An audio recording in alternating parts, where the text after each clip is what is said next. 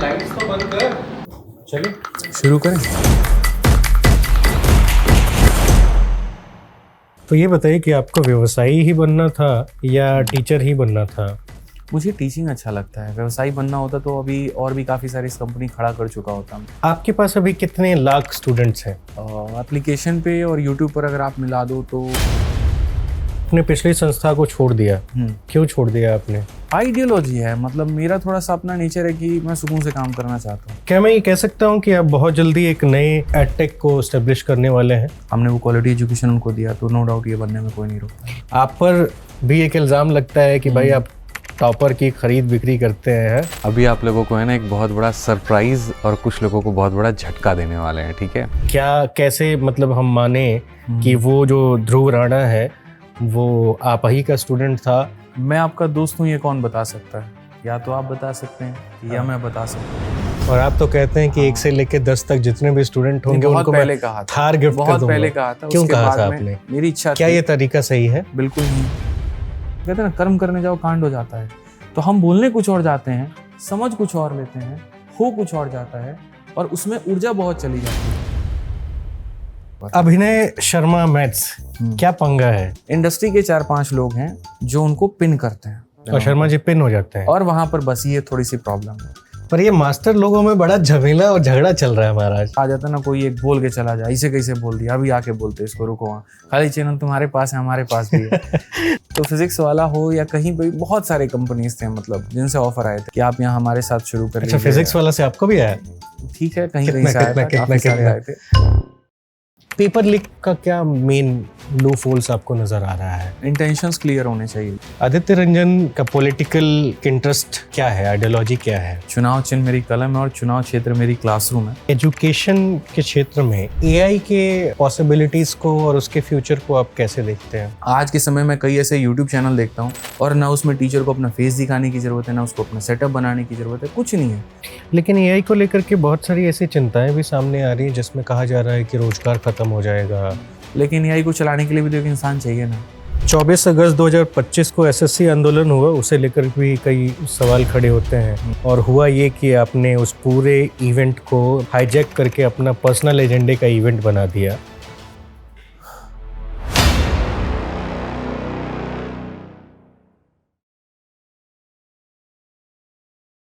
नमस्कार, आदाब, मेरा नाम अनिल शारदा है। आप मुझे सॉल्ट पर देख रहे हैं। ये हमारा शो पीपल्स अफेयर है और आज हमारे साथ आदित्य रंजन हैं जो कि एसएससी सीजीएल के प्रमुख और काफ़ी फेमस टीचर हैं।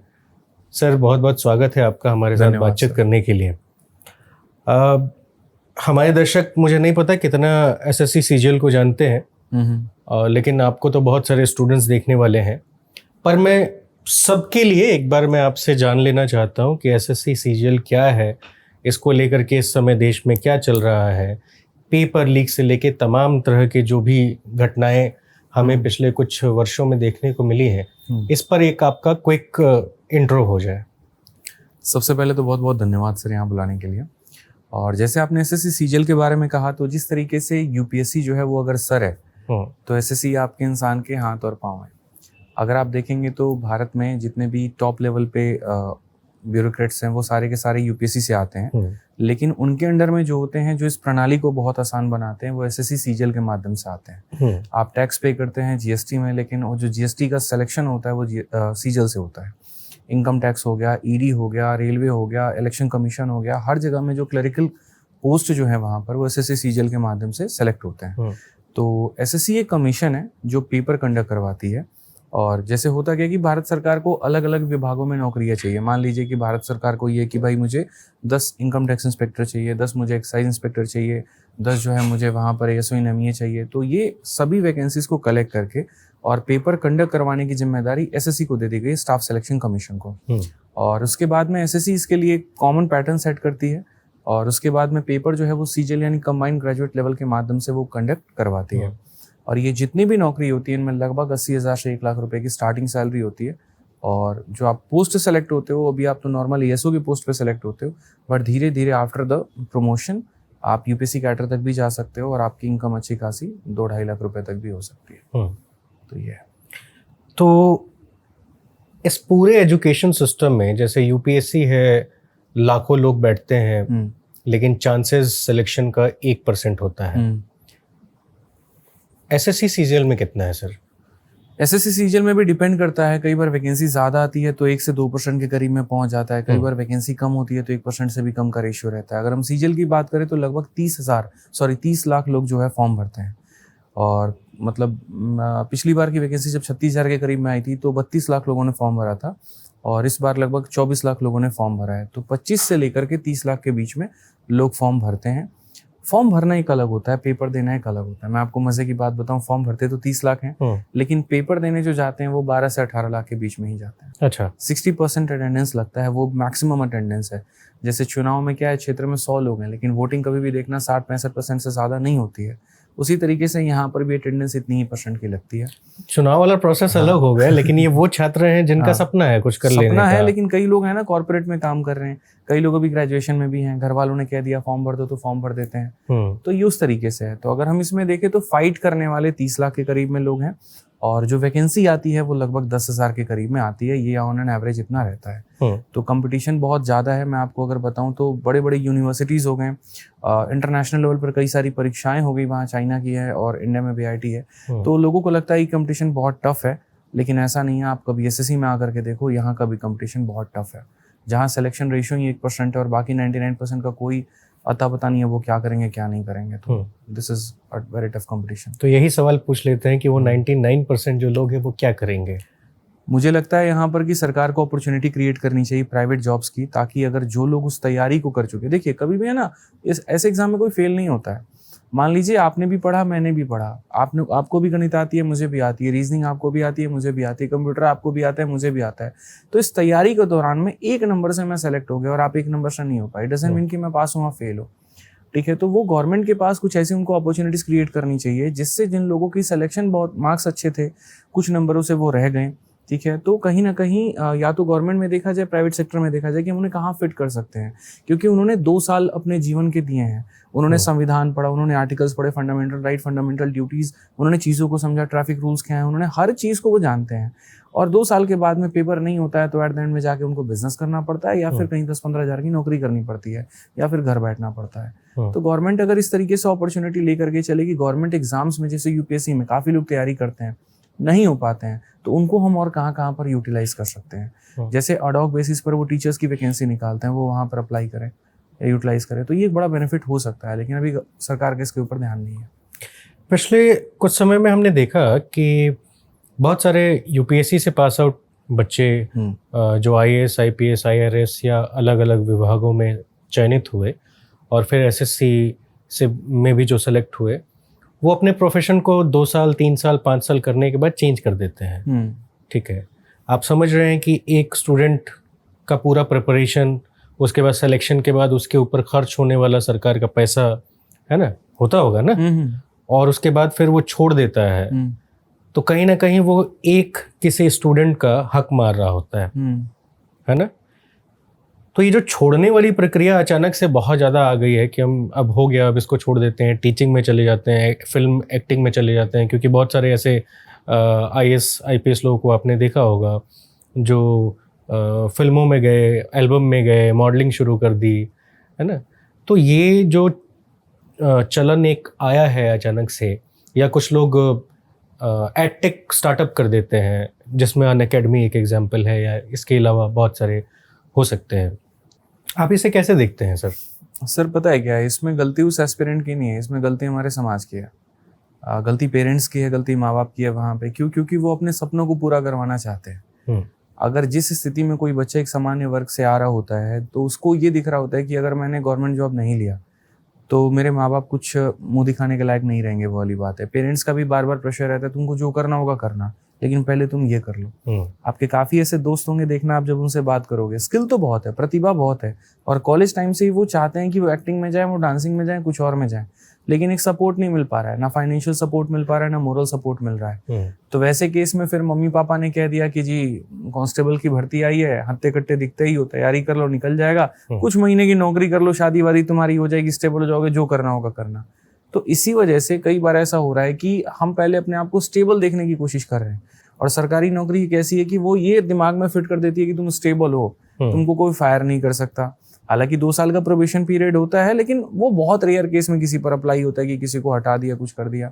तो उनको पहले ये लगता है कि हम थोड़ा स्टेबल हो जाएं, थोड़ा हमारे पास पैसा आ जाए, थोड़े परिवार में सबको हम ये दिखा पाएं कि अब देखो हमारी चीज़ें स्टेबल हो चुकी हैं, और उसी दौरान वो अपने सारी चीज़ों को वो तैयार भी कर रहे होते हैं।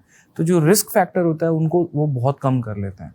ठीक है, मतलब मान लीजिए कि मैं नौकरी में रहते हुए भी बैकग्राउंड में एक बिल्डिंग बना सकता हूँ, टीम बना सकता हूँ, उसी पैसे से और ज़्यादा मार्केट रिसर्च कर सकता हूँ, उस पावर से मैं और काफ़ी लोगों को अपने साथ में जोड़ सकता हूँ। और फिर जब एक पॉइंट लगता है कि हाँ यार अब मैं रिस्क ले सकता हूँ, तो लोग नौकरी छोड़ देते हैं। ठीक है, तो इसमें मैं वही बात कहूँगा आपसे कि अगर पेरेंट्स शुरू से ही अलाउ करें, कोई बात नहीं, तुम 10 रुपये लाओ या 10,000 लाओ, मेरी नज़रों में तुम कामयाब हो अगर तुम अपने पैशन को फॉलो कर रहे हो, तो शायद ये वाली काम या ये वाली ज़रूरत नहीं पड़ेगी। मेरे केस में भी यही था। हाँ, मैं वही पूछने वाला था कि आपने ऐसा क्यों किया। मेरे केस में भी वही था सर। अब मेरे पीठ पीछे भाई बहन है, मेरे मम्मी पापा ने शुरू से पढ़ाया, मुझे बहुत अच्छे स्कूल में पढ़ाया, और वैसे में ये था कि मम्मी का ये था कि बेटा देखो बहुत प्रेशर है, और 1 साल से तुम बाहर शहर में रह रहे हो, घर वाले पूछ रहे हैं कि 2012 से आपने अपने बच्चे को बाहर रखा है, 10वीं बाहर से कराई, 12वीं बाहर से कराई, ग्रेजुएशन कराई, अभी तक आपका बच्चा पढ़ ही रहा है क्या? अरे तो पढ़ रहा है तो अलग अलग चीज़ पढ़ रहा है। 10वीं में ग्रेजुएशन थोड़ी पढ़ेगा, 10वीं में 10वीं पढ़ेगा, 12वीं में 12वीं पढ़ेगा, ग्रेजुएशन में ग्रेजुएशन पढ़ेगा। उन्हें क्या लगता है 6 साल से बाहर जो है अपने बच्चे को रखे हुए हैं, दिल्ली पटना कहाँ कहाँ पढ़ा रहे हैं, देखते हैं क्या कर लेगा। अब वो जब ऐसी बातें आती हैं तो फिर आप अगर कोई बड़ा विजन सोचते हो, suppose you want to be actor, तो सर वो भी रिकॉग्नाइज तब होता है जब एक मूवी ढंग की चली जाती है, और उसके लिए 7-8 साल लग जाएंगे। उतने में तो इतना प्रेशर आ जाएगा, इतना ताना आ जाएगा ना, अभी तुम्हारा ये हाल है, दूसरों का क्या होगा, पीछे भाई भी है, बहन भी है, क्या करना है। तो उसमें हमें ये लगता है कि यार पोटेंशियल है, मेहनत कर सकते हैं, एक एग्जाम ही है, निकाल सकते हैं, थोड़ा सा वहाँ पर इनको भी स्टेबिलिटी मिल जाएगी और साथ के साथ अपना पैशन फॉलो कर लेंगे। तो मेरे केस में तो ये था कि एक मेरे पापा का सपना था कि भाई तुम सरकारी अफसर बनो। शुरू से उन्होंने कहा, बचपन में हमसे भी पूछते थे क्या बनोगे, तो सीबीआई इंस्पेक्टर हम बोल देते थे, तो उन्हें बड़ा अच्छा लगता था। एक बार गलती से है ना, मैं आपको बता रहा हूँ, फैंसी ड्रेस कंपटीशन था हमारे यहाँ। अच्छा। जैसे स्कूल में होता है, तो फैंसी ड्रेस कंपटीशन में मैं ये बोल के चला आया था कि want to be a service man. ठीक है, मैं सर्विस डिलीवर करना चाहता हूँ, want to be a businessman. मतलब इसी में आ करके खूब पापा ने सुनाया था, हम तुमको चाह रहे हैं यहाँ पर कि जो है तुम एक तरीके से इसमें जाओ, गवर्नमेंट एग्जाम्स में जाओ, आईएएस बनो, ये बनो। अब बिहार से आते हैं तो दिमाग में पहले फिट होता है आईएएस ही करना, उसके नीचे तो बात ही नहीं करनी तुम्हें। ठीक है, और मैंने ये कह दिया कि मैं बिजनेस करूंगा। बहुत डांट पड़ी थी उस बात को लेकर के घर में। तो फिर कॉपी में जैसे लोग बोलते हैं व्हाट डू यू वांट, तो कई बार वो लिख करके कि हाँ ये बनना है, वो काट करके फिर जो है वो तब ये करना पड़ता था कि गवर्नमेंट ऑफिसर बनना है, ये बनना है। तो प्रेशर हो गया था घर में थोड़ा ज़्यादा, और मेरे लिए नहीं, हर किसी के लिए होता है। तो हमने पहले सोचा वही कि यूपीएससी करेंगे। फिर कोचिंगों में जब जा करके देखा तो फीस बड़ी महंगी लगी, इतना अफोर्ड नहीं कर सकते हैं। फिर हमने कहा यार थोड़ा इससे नीचे कुछ ऐसा है जो पैसा भी कम ले और वक्त भी कम ले, तो क्या है, तो फिर मिनी आईएएस जिसको एसएससी कहते हैं वो है। तो सिलेबस देखने के बाद मैं कॉन्फिडेंट था कि हो जाएगा, और तैयारी की और आराम से, मतलब फर्स्ट अटेम्प्ट में तो 1.4 मार्क्स से रह गए थे, सेकंड अटेम्प्ट में बढ़िया रैंक के साथ हमने क्रैक किया और जॉब लगी। तो ये बताइए कि आपको व्यवसायी ही बनना था या टीचर ही बनना था? मुझे टीचिंग अच्छा लगता है, व्यवसायी बनना होता तो अभी और भी काफ़ी सारी कंपनी खड़ा कर चुका होता मैं। नहीं, लेकिन सर्विस देने वाले बनने का मतलब तो ये है ना, आज तो दे तो रहे हैं आप सर्विस। सबसे पहला पैशन आता है टीचिंग, और टीचिंग जब आप करने लगते हैं तो आपका स्केलेबिलिटी किस आधार पर होता है, तो वो आपको बिजनेस के रूप में लेके जाता है। जैसे मैं सिर्फ अगर पढ़ा रहा हूँ, एक होम ट्यूशन अगर मान लीजिए कोई पढ़ा रहा है, तो आप उसको कभी बिजनेसमैन नहीं बोलते हैं। आपको दिखता है इसका स्केल छोटा है, 5-10 बच्चे पढ़ा रहे हैं, तो उसको हम ट्यूटर बोल देते हैं, टीचर बोल देते हैं। लेकिन वो जब संख्या बढ़ करके हजारों की संख्या में हो जाती है, लाखों में हो जाती है, तो एक पूरा मॉडल बन जाता है, तो इसीलिए बिजनेसमैन कहा जाता है। आपके पास अभी कितने लाख स्टूडेंट्स हैं? एप्लीकेशन पे और यूट्यूब पर अगर आप मिला दो तो जो डायरेक्ट हाँ आपके साथ कनेक्टेड हैं, आपके कोर्सेज को परचेज किया हुआ है, वो आप ही से पढ़ते हैं? कोर्सेज में एनरोल होने वाले हैं हमारे पास में अभी 1 मिलियन होने वाले हैं। 10 लाख स्टूडेंट्स हाँ, जो आपके कोर्स में एनरोल्ड है। हाँ। और आपके कोर्स का पैसा चार्जेस कितना होता है? मतलब कोर्स में मैंने 5 साल के अंदर में आपको मैं थोड़ा पूरा क्लियर करता हूँ। जैसे क्या होता है कि एप्लीकेशन के डाउनलोड होते हैं वो अलग होता है, एनरोलमेंट जो होती है वो अलग होता है। तो मैं 2021 से पढ़ा रहा हूँ, 2021 से लेकर के 2025 तक मेरा एप्लीकेशन अलग था। पहले मैं जिस भूतपूर्व कंपनी में था, और अभी जो मेरा एप्लीकेशन है वो अलग है। तो इस एप्लीकेशन में एक दिन में लगभग 5 लाख के करीब में डाउनलोड हुए 24 घंटे में। ओके, ठीक है, तो और काफी बड़ा नंबर है। हाँ, नंबर है। और जो उसमें क्या होता है कि काफ़ी प्रोडक्ट्स भी होते हैं, हम लोग बच्चों को बहुत, मतलब मेरा एप्लीकेशन पे 90% जो चीज़ है वो फ्री है। आप टेस्ट फ्री में दे सकते हो, आप अपना गाइडेंस फ्री में ले सकते हो, कई सारे ऐसे कोर्सेज हैं जो फ्री में हैं, आपको गवर्नमेंट एग्जाम्स की तैयारी के लिए मदद करेंगे। जो 10% है वही हमारा मतलब पेड है, और वो मेरे बैचेस हैं। सबसे ज़्यादा मेरा जो मोस्ट डिमांडिंग बैच है वो VOD बैच है, और उसकी जो फीस है वो नॉर्मल रहती है 699, ऑफर के टाइम पे वो 399 तक आ जाता है। तो ये मौका मिल जाता है सभी बच्चों को जुड़ने का, पढ़ने का और बेहतर तरीके से तैयारी करने का। रही बात आपने कहा कि कितने बच्चे पेड स्टूडेंट्स होंगे, ठीक है, तो उसमें पता नहीं चल पाता है कि एग्जैक्ट कितना % है। जैसे किसी एप्लीकेशन के डाउनलोड का कहीं 10% कन्वर्जन रेट है, लेकिन आपके पास डेटा तो होगा। मैं वही बता रहा हूँ, जैसे 1 मिलियन अगर बच्चा है कहीं पे, तो किसी का 10% जो है वो पेड है, किसी का 15% पेड है, किसी का 20% पेड है, तो आप 10 से 20% के बीच में आप मान के चल लीजिए, इतना होगा।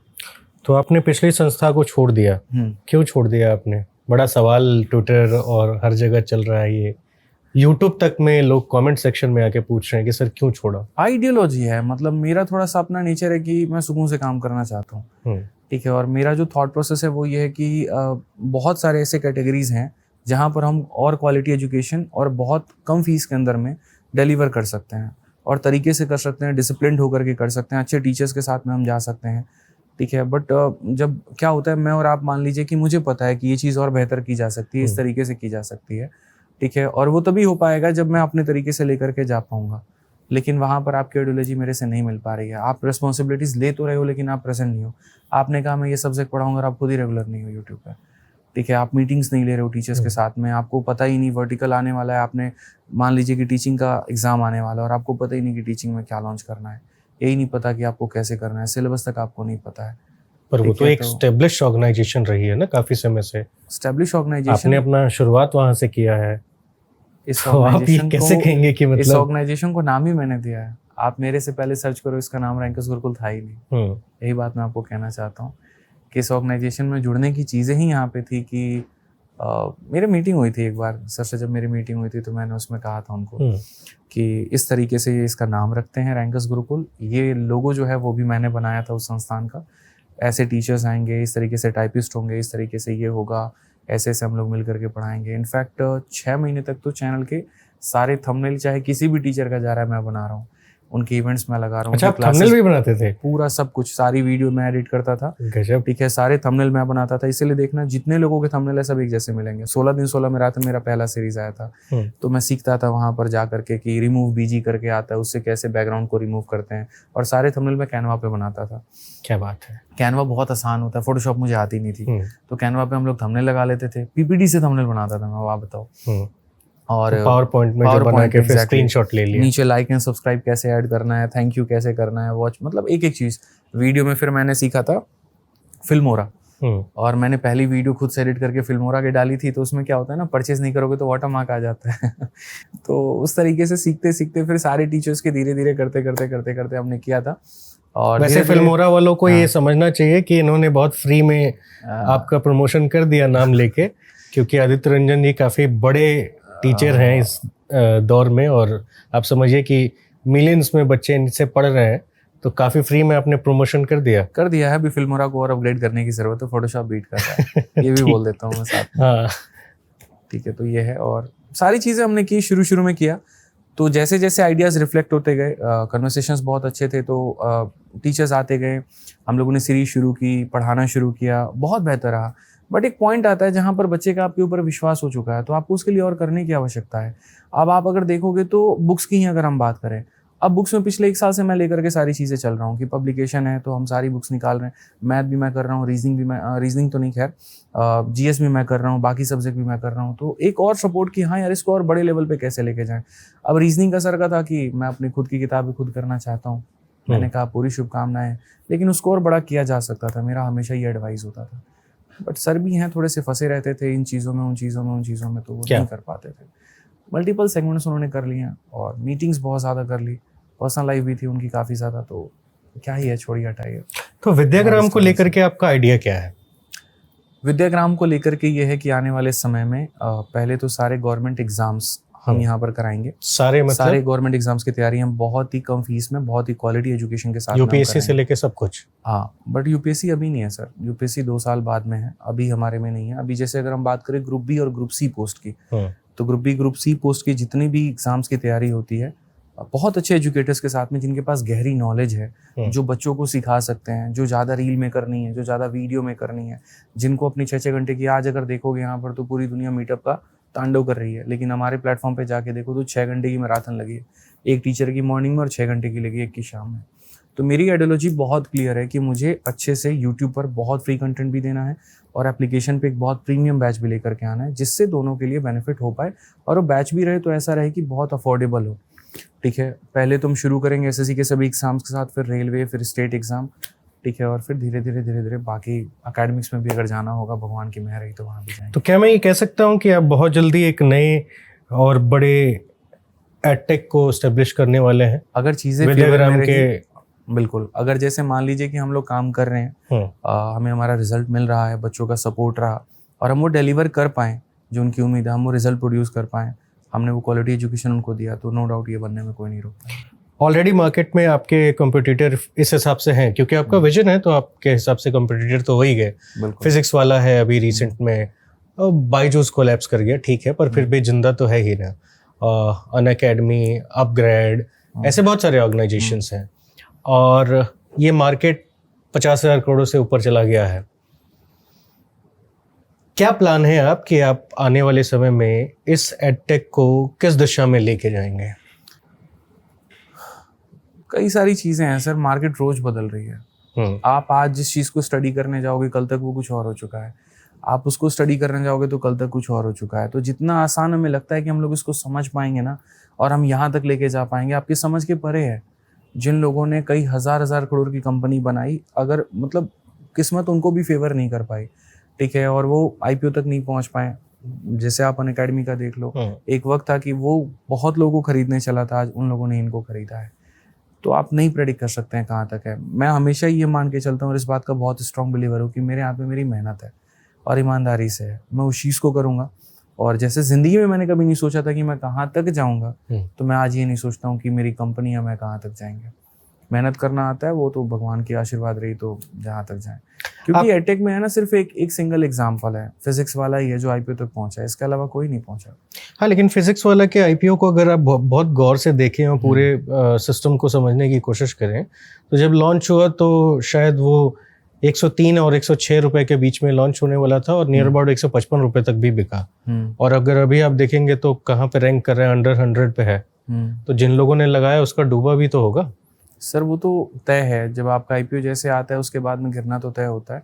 और दूसरा ये भी रहता है, इन्वेस्टर जब पैसा लगाएगा तो उसको चाहिए भी एक एग्जिट भी लेना है वहाँ पे। जब आईपीओ का ही तो सब वेट करते हैं। तो आपने तो आम इंसान का जो छोटा इन्वेस्टर है, जो आप में 10,000 5,000 रुपए लगा रहा है या 2 शेयर खरीद रहा है, उसके तो पैसे डुबा दिए ना आपने। मैंने थोड़ी डुबाए। आपसे मतलब एक बात चल रही है दादा। मैं भी वही कह रहा हूँ। हाँ। ये तो उनको सोचना पड़ेगा, मुझे लगता है इसका जवाब अलग सर दे पाएंगे। आप कभी पॉडकास्ट में लाओ तो आप उनसे पूछो ये सवाल। नहीं, आप लोग सीख तो रहे होंगे ना इन सारी चीजों से। हर चीज नहीं सीखते, हर चीज नहीं सीखते। सीखने का तरीका क्या होता है? ये सीखना तो जरूर होगा कि अगर ऐसा हुआ तो हम ये नहीं होने देंगे। सर वो तब आएगा ना जब उस मॉडल पे आप जाओगे। मेरा विजन ही नहीं है अभी फंडिंग लेना। मैं 1-2 साल तक चाहता ही नहीं, 3 साल तक चाहता ही नहीं। मेरे पास अभी फंड की कमी नहीं थी। आपने पूछा ना जब शुरुआत की विद्याग्राम की, तो मुझे अपनी ऑटोनॉमी, मतलब दूसरों के महल का चौकीदार बनने से बेहतर अपनी झोपड़ी का राजा बन के रहो तो ज्यादा अच्छा है। Very good. तो मुझे किसी के अंडर काम करने की बहुत ज्यादा आदत है नहीं ऐसे। और दूसरा, मैं मतलब जिस तरीके से फीस मैंने रखी है, हो सकता है मुझे हमेशा इसलिए डर था कि जाने के बाद में आज मतलब ये है कि मुझे ही तो थोड़ा बहुत लेना है, जो लेना है मुझे अपनी टीम को सैलरी देनी है। लेकिन अगर उतने बड़े लेवल पर मैं जाऊंगा, उनके तामझाम भी ज्यादा हैं, सारी चीजें ज्यादा हैं, तो हो सकता है फीसेस और बढ़ जाएं, बाकी चीजें और बढ़ जाएं, तो वो मैं नहीं कर पाता। मतलब कि एक तो फीस बढ़ जाती और दूसरा थोड़ा सा ये भी हो जाता कि मैं जिस तरीके से काम करना पसंद करता हूँ वो नहीं हो पाता। तो इसीलिए हमने कभी जाना बेहतर नहीं समझा। ठीक है, आप बिहार से आते हैं। बिहार में एक और बहुत ही नामी फेमस टीचर हैं खान सर, जिनको भी मतलब करोड़ों में लोगों ने मतलब बोला कि भाई हम दे रहे हैं, आप आ जाइए। वो नहीं गए, वो भी बहुत सस्ते में कराते हैं। और अभी हाल ही में उन्होंने एक अस्पताल भी खोला है, उसके बारे में आप जानते ही होंगे। तो आप दोनों लोग बिहार से आते हैं, क्या मतलब उनके एजुकेशन के तरीके में आपको क्या अच्छा या बुरा मतलब आप जज कर पाते हो? असल में ना वीडियो से कभी जज ही नहीं कर सकते। वीडियो में सिर्फ अच्छी चीजें दिखाई जाती हैं, वो चाहे हो चाहे मैं हूँ या कोई भी हो। हम हमेशा पॉजिटिव साइड, ये साइड दिखाते हैं, ठीक है। तो अब एक्चुअल में क्या है कि सर दिखाना भी क्या चाह रहे हैं, बस उनके एक आधा वीडियो से आप समझ सकते हो, ठीक है। वो गवर्नमेंट हॉस्पिटल चला रहे हैं और वहाँ पर ये है कि काफ़ी कम फीस उन्होंने रखी है, एक्सरे की, ब्लड टेस्ट की है, बट आगे का विजन क्या है वो पता तब चलेगा जब बात बहुत ज़्यादा होगी। और यकीन मानिए ना सर को बहुत ज़्यादा टाइम मिल पाता है ना मुझे मिल पाता है। अगर कभी हमारी बात भी होती है तो थोड़ा बहुत शादी वादी को लेके हंसी मजाक कर लेते हैं, हम कर लिए, बताइए आपका क्या है। तो उन चीज़ों में मैं कभी गया नहीं, तो शायद हो सकता है उनके अलाइनमेंट्स कुछ और हो और मैं कुछ और यहाँ। कैसे संबंध है आप लोगों के? बढ़िया है, ठीक है। मतलब ऐसा है कि जब भी ज़रूरत पड़े तो मुझे लगता है कि एक व्यक्ति है जो खड़े हैं और अच्छा लगता है। पर ये मास्टर लोगों में बड़ा झमेला और झगड़ा चल रहा है महाराज। सेम कैटेगरी में ही है और वो भी 2-3 लोगों के साथ में है और होता है कभी कभी कुछ नाराज़गियाँ रहती हैं फिर उतर जाती हैं। जैसे अब देखो नीतू मैम नाराज़ थी, ठीक है, हुआ प्रोटेस्ट के टाइम पे वाद विवाद हुआ, लेकिन अभी आपके पॉडकास्ट के बाद उन्हीं के मीटअप में जाना है। शाम को फ़ोन करके उन्होंने कहा कि बच्चे ऐसे हैं, बड़ा याद कर रहे हैं, आप ज़रूर आइए। तो मैंने कहा बिल्कुल मैम। और अभी उनके घर पे आग लगी थी, तो जिस रात आग लगी थी तो सारे शिक्षक तो थे, सबसे पहले मैं भी वहीं पे था। तो मैं मतलब ये था कि मैं कुछ कर पाता तब तक सारी चीज़ें सही हो चुकी थी और बड़ी चिंता था। तो उस दिन मुझे भी लगा कि नहीं यार ऐसा नहीं होना चाहिए। तो मैंने लाइफ में उस दिन भी सोचा कि चाहे हो जाए कुछ भी हो जाए, मैं अपनी तरफ से तो कभी किसी को कुछ भी नहीं बोलूँगा। तो शुरू में जब आप स्टार्ट होते हैं ना, बड़े बच्चे होते हो, आपको पता नहीं होता कि क्या बोलना है, कितनी इंटेंसिटी। जैसे आ जाता है ना कोई एक बोल के चला जाए, इसे कैसे बोल दिया, अभी आके बोलते इसको, रुको वहाँ, खाली चैनल तुम्हारे पास है, हमारे पास भी है। तो ऐसे लगता है बोल कैसे दिए तुम बताओ, शॉर्ट्स बनाओगे हम लॉन्ग बनाएंगे, 2 मिनट बोलोगे हम 4 मिनट बोलेंगे। हाँ, ये तो मैं देख ऐसा रहा लगता है शुरू में। हाँ। तो मेरी ये सारी कहानियां 2 साल 3 साल पहले की है। अब कोई बोलता है राम राम कर लो, आए दिन मेरे फीड्स में आता है। मैं रोज सुबह वीडियो खोलता हूँ ना, तो मैं देखता हूँ कि आज कौन है जो छोड़ दिया हमको, ठीक है। तो किसी ना किसी का आता ही रहता है, 2-3 लोग बड़े चर्चित है, वो करते ही रहते हैं, बोलते ही रहते हैं। फिर मैं फोन करके पूछता भी उनसे कि आज ये वाली बात जो बोली ना आपने, थोड़ा सा मुझे लग रहा है कम बोल दिया, आपको और ज्यादा बोलना था। तो मुस्कुराते हैं, अरे आप ऐसा क्यों कह रहे हैं। मैंने कहा नहीं लग रहा है, मेरे को लगा थोड़ा तड़का कम लगाया आपने, आपको और लगाना चाहिए था, रुकिए अगली बार मैं कंटेंट भेजूंगा आपको बनाने के लिए वीडियो। तो फिर उसके बाद वो नहीं बनाता। नहीं, मेरी चिंता इसलिए है ना कि मान लीजिए कि आप सब अभी के दौर में एक इन्फ्लुएंसर टीचर्स हैं, सिर्फ टीचर नहीं रह गए हैं आप लोग, और छात्रों का एक बड़ा हुजूम है जो आप लोगों के विजन के साथ अलाइन होकर उसको उम्मीद रहती है कि चलो इनके पास जाएंगे तो शायद हमारा कुछ भला हो जाएगा।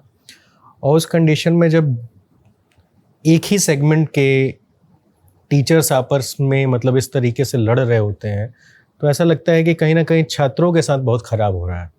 छात्र कंफ्यूज हो जा रहा है कि भाई वो आदमी ठीक है या नहीं है, वो टीचर ठीक है या नहीं है, उसके पास जाएंगे तो क्या होगा क्या नहीं होगा। ये बहुत पिछले दिनों हम शुरुआत देखने को कहाँ मिला से है। हुई ना, ये पता लगाना बहुत मुश्किल है और ये कहना भी सही नहीं है। कई बार आइडियोलॉजी नहीं मिलती है। प्रोटेस्ट के टाइम पर तो मैंने हमेशा कोशिश की थी कि जितने लोगों को मैं साथ लेकर के चल सकूं, क्योंकि बच्चों की लड़ाई थी और बच्चों के लिए लड़ा जा रहा था कि उनका सही हो पाए वहाँ, ठीक है। बट कुछ लोगों को हो सकता है काम करने के तरीके पसंद नहीं आए और बाकी चीज़ें पसंद नहीं आई। बट फिर भी मैंने हमेशा कहा कि अगर ऐसी कोई बात है तो आप मेरे से सामने कह लीजिए, प्लीज़ यूट्यूब पर आकर के कुछ भी मत कहिए, नंबर है, सब कुछ है, ठीक है। मतलब टीचरों बट की एक गरिमा है, गरिमा है, एग्जैक्टली। कम से कम उन लोगों को थोड़ा सा सेंसिबल होना पड़ेगा। बच्चे रेस्पेक्ट करते हैं वहाँ पे तो नहीं जाना चाहिए, इंक्लूडिंग मी। मैं ये बात अपने लिए भी कहूँगा। तो मैंने तो अपने अंदर में ये रखा है कि मैं कभी किसी को ना बोल रहा हूँ, ना मैं बोलूँगा, ना आगे आने वाले समय में भी।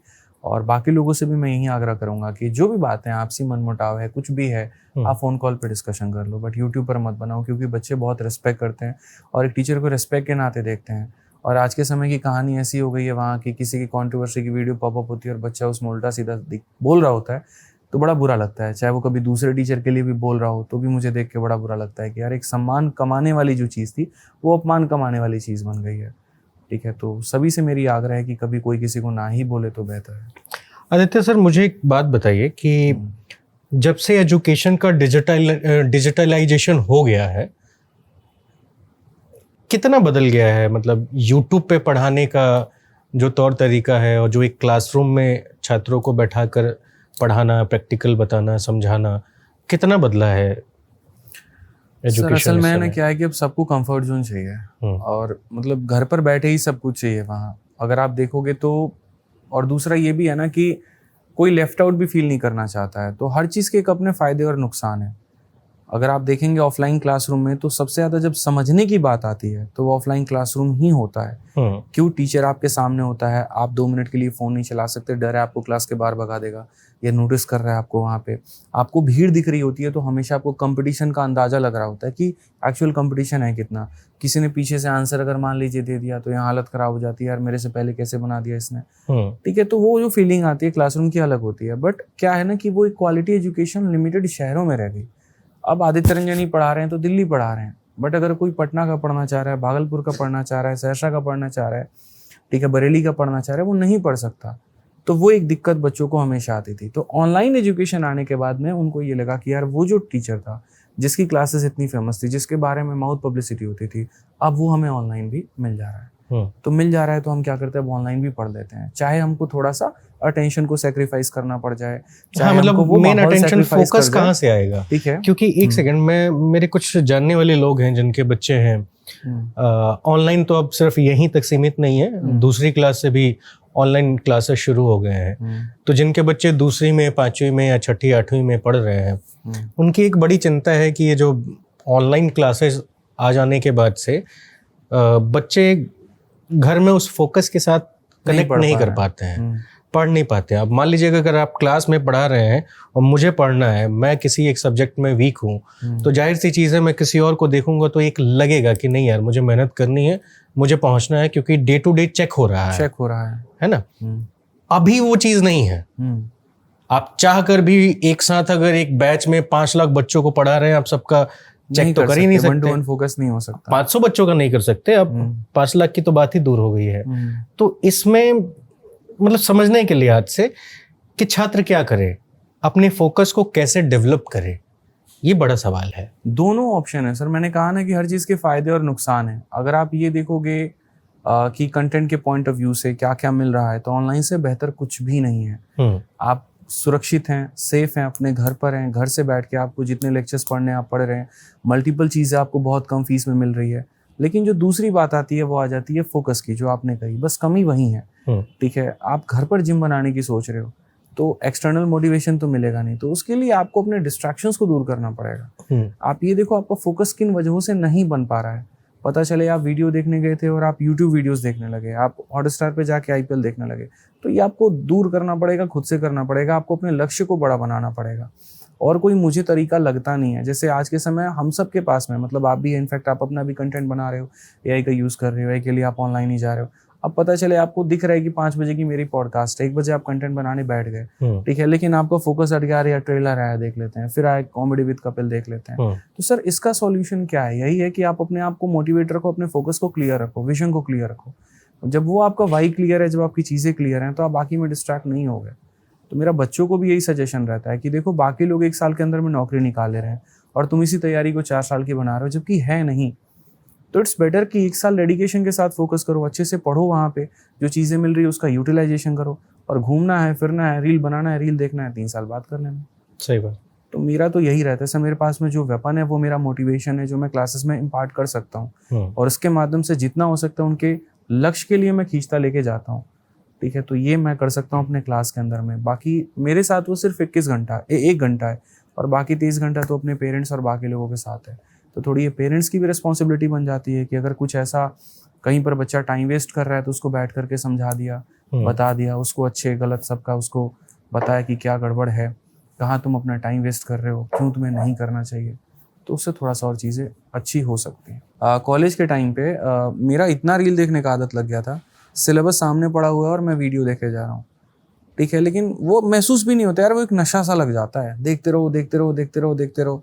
और आज ये मैं उस समय ऐसा बंदा था, मतलब हैरी पॉटर की सीरीज आई थी और मेरी दीदी मतलब उसमें थी, गलगोटिया में थी, और कंप्यूटर CS में वो M.Tech कर रही थी। गलगोटिया के नाम पे हंसी छूट जा रही है आजकल, गलगोटिया के नाम पे हंसी छूट जा रही है। तो उसमें वहाँ से M.Tech कर रही थी, तो उनके लैपटॉप में काफी सारा मतलब हैरी पॉटर का सीरीज था और मूवीज भी थे। तो मैं इतना एकदम एडिक्ट हो चुका था उसके लिए कि लगातार 3-3 दिन 4-4 दिन तक जो हम देख रहे हैं कमरा बंद करके, और उसके मेरे को एक मंत्र याद हो चुके हैं, तो मुझे लग रहा था अगला मंत्र अब मैं बोलूंगा ना तो देखना वहां सांप आ जाएगा, ऐसा वाला। ठीक है, बट वो बाद में फील हुआ कि क्या कर रहे हैं यार, मतलब टाइम ही तो वेस्ट कर रहे हैं। क्योंकि जब मैं कॉलेज जा रहा हूँ वहां पर देख रहा हूँ लोग ड्रामेटिक सोसाइटी में बहुत अच्छा कर रहे हैं, नुक्कड़ नाटक में बहुत अच्छा कर रहे हैं, डिबेट वाले में वो बहुत अच्छा कर रहे हैं, और मैं क्या कर रहा हूँ, रूम पे पड़ा हूँ, मूवी देख रहा हूँ। ठीक है, तो फिर वहां से थोड़ा सा मैंने चेंज करने की कोशिश की अपने आप को कि नहीं यार बेहतर करता हूँ। तो सर उसके लिए क्यों बोलने नहीं जाएगा, माँ बाप तो ये आस में सोचे हुए बेटा गया बाहर पढ़ रहा है, फ्लैट दिला दिए हैं, पंखा लगवा दिए हैं, गद्दा खरीद दिए हैं, और खाने के लिए चावल भेजी देते हैं, सामान खरीद के अपना बना लेता है, तो उनको तो यही लगेगा पढ़ रहा है। अब हमें पता है ना कि हम पढ़ रहे हैं कि क्या कर रहे हैं। तो हमारे दोस्त भी थे 2-3 आजमगढ़ वाले, वो तो ऐसे थे, अरे क्या जरूरत है पढ़ने का ससुर, ऐसे बोलेंगे, तुम रहो यार जो भी करना है अपना, देखो घर वाले थोड़ी देखने आ रहे हैं। तो उस समय ना शुरू में आपको 2-3 अगर दोस्त ऐसे मिल गए जो मोटिवेट नहीं करेंगे, तो आपको लगेगा सही है भाई, घूमो, सरोजनी घूमो, पालिका घूमो, जितना है तुम्हारा बांग्ला साहिब घूमो, जितना दिल्ली के जितने लाल किला तिला घूमते रहो वहाँ पे, ठीक है। लेकिन अगर तुमको कोई चीज़ हिट नहीं करती है तो घूमते रह जाओगे, 3 साल कब निकल जाएगा पता नहीं चलेगा। सही बात। लेकिन अगर 1-2 लोगों के संगत में आ गए, थोड़े से आपने उनको देखा करियर सीरियस को लेकर के, तो तुरंत उसको पकड़ लो, लपक लो वहाँ पे। मेरी बड़ी अच्छी आदत थी कि अगर कोई बच्चा, मतलब मैं अगर डिमोटिवेट हो रहा हूँ या मैं खराब हो रहा हूँ, टाइम वेस्ट कर रहा हूँ, तो मैं देखूंगा इंटेलिजेंट बच्चा कौन है, जैसे तैसे करते करते करते करते उसका हाथ पकड़ लो या दोस्ती कर लो, ठीक है। और उस तरीके से फिर दोस्ती करने के बाद में तब साथ में मिल करके पढ़ाई शुरू। लाइब्रेरी जाना मैं कभी अकेले जा ही नहीं पाया, मुझे हमेशा कोई चाहिए था कि तुम साथ में चलो लाइब्रेरी तो हम पढ़ पाएंगे। तो फर्स्ट ईयर तो मेरा ऐसे निकल गया, पॉलिटिक्स में, घूमने में, मूवी में। सेकंड थर्ड ईयर में थोड़ा सीरियस होकर के एक आधा दोस्त ऐसे मिले, मतलब मैं ये होता था भाई तुम लोग बस बता दो पढ़ना क्या, मैं चाय बना के पिलाऊंगा तुम लोगों को ग्रेजुएशन में, क्योंकि यहाँ भटकाव बहुत हो गया था दिल्ली में। तो मेरे 4-5 दोस्त थे, हरियाणा के थे सारे, तो हम लोग एक ही फ्लैट पे पेपर आता था तो पढ़ाई करते थे, चाय बना के पियेंगे और पढ़ाई करेंगे।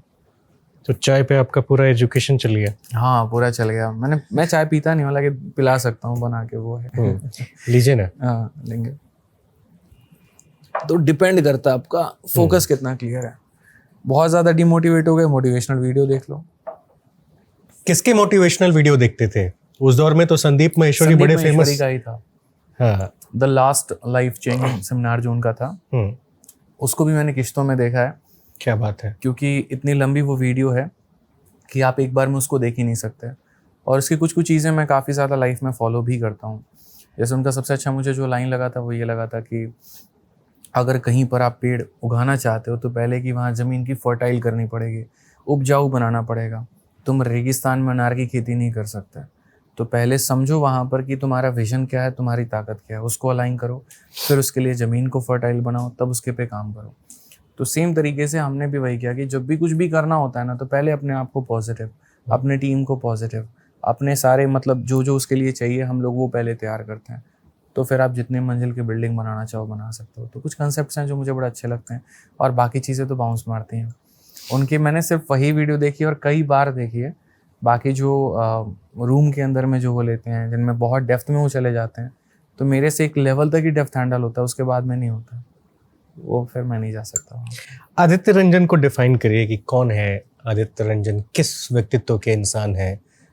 सर 3 साल पहले ना बड़ा सिंगल और सिंपल व्यक्तित्व था, इतना कि माँ बाप की नज़रों में एक अच्छा जिम्मेदार लड़का जो अपनी जिम्मेदारी समझता है, अपना पढ़ाता है, अपने भाई बहनों का ध्यान रखता है, ठीक है, बच्चों की नज़र में एक बड़ा भाई, एक मेंटोर जो उनकी चीज़ों को समझ रहा है कि हाँ भाई वो किस परेशानी में है, और वहाँ पर जो है वो बढ़िया तरीके से पढ़ा रहा है। उनको पता है कि ये वो व्यक्ति है जिसने इस चक्रव्यूह को तोड़ा है, ये वो व्यक्ति है जो इस गरीबी से भी बाहर आया है और इस सरकारी नौकरी के कंपटीशन को भी तोड़ के बाहर आया है, और इसके पास ऐसे तरीके हैं जो हमें भी बाहर निकाल सकता है। तो बड़ा सिंपल सा था, लिमिटेड था, बच्चों के लिए एक भाई, पेरेंट्स के लिए जिम्मेदार बेटा, भाई बहन, मतलब इतना। अब पिछले 2 सालों में चीज़ें बहुत बदल गई हैं।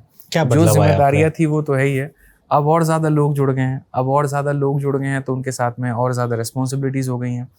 पब्लिकेशन है तो पब्लिकेशन में हमारा 100 लोगों लगभग परिवार है, तब उनकी नज़रों में एक मैं बॉस भी हूँ, उनकी नज़रों में एक मालिक भी हूँ, उनकी नज़रों में एक मेंटोर भी हूँ, ठीक है। जब बात करते हैं हम बिज़नेस की वहाँ पर, तो मैं एक बिज़नेस लीडर भी हूँ वहाँ पे। जब हम एक तरीके से फ्लिपकार्ट से डील करते हैं, अमेज़न से डील करते हैं, तो उनके लिए मैं क्लाइंट भी हूँ। तो अब रोल बहुत बदल चुका है, तो अब आदित्य रंजन अलग अलग लोगों के लिए अलग अलग व्यक्ति हैं। ये तो बाहर के लोगों के लिए हो गया। हाँ। आदित्य रंजन अंदर से कैसे बदले हैं? अंदर से सर है ना, मतलब मैं आपको बताऊं, समझ ही नहीं आता कई बार। आज है ना, इतनी चीज़ें दिमाग में चलती हैं, इतनी चीज़ें दिमाग में चलती हैं कि कई बार आप अपने आप को खोज ही नहीं पाते। मेरे साथ पिछले 3-4 महीने में यही स्थिति चल रही है कि बहुत कुछ हुआ है मेरे लाइफ में, इतना कुछ जिसकी कोई लिमिट नहीं है, पर्सनल, प्रोफेशनल, सब चीज़ वहाँ। तो इतना अंदर से डिसबैलेंस आदमी हो गया है कि कई बार अपने आप को ही खोजता रहता है कि तुम हो कहाँ। पहले मैंने कहा ना बहुत सिंपल था, तो मैं अपने आप को बताता कि हाँ मैं एक ऐसा व्यक्ति हूँ जिसको चुपचाप शांत रहना पसंद है, अपना काम करना पसंद है। वो व्यक्तित्व तो आज भी है, लेकिन आज परेशानियां दिमाग के अंदर में वो बहुत ज़्यादा है।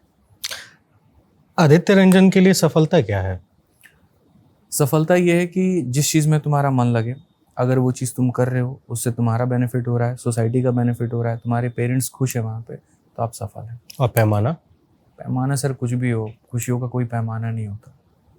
मेरी नज़र में अगर मेरे माँ बाप खुश हैं, उनको ये लगता है कि हाँ मेरा बेटा यहाँ सुरक्षित है, काम कर रहा है बढ़िया, और नामी ऐसा काम है कि जिससे कहीं पर मतलब कोई ऐसा नहीं है रियल एस्टेट का काम ये कर रहा हो, या कोई ऐसा नहीं है वहाँ की कोई ऐसा काम हो जिसमें 2 नंबर का पैसा आ रहा हो, ठीक है, ईमानदारी का काम है, बच्चों का फ्यूचर बना रहा है, वो खुश है वहाँ पे। मुझे बच्चों की सेटिस्फैक्शंस दिखता है वहाँ जब वो सिलेक्ट होते हैं, ठीक है, कि हाँ यार हमने अपने सपने तो पूरे किए, औरों के भी सपने पूरे किए, तो वो खुशियाँ मेरे लिए पैमाना है। रही बात इन टर्म्स ऑफ मनी की आप बात करोगे तो सर उसका कोई लिमिट नहीं है, कहीं पर उसका कोई लिमिट नहीं है। इंसान आज 10 रुपये कमाता है, सोचता 100 कमाए, 100 कमाता है, सोचता 1000 कमाए। आपको कितना कमाना है? ठीक है सर, कमाने की हर किसी के मन में इच्छा होती है कि बहुत पैसा कमाना है, लेकिन अभी इतना है बाय गॉड ग्रेस की जो चीज़ें ज़िंदगी में चाहिए थी वो मिल चुकी हैं।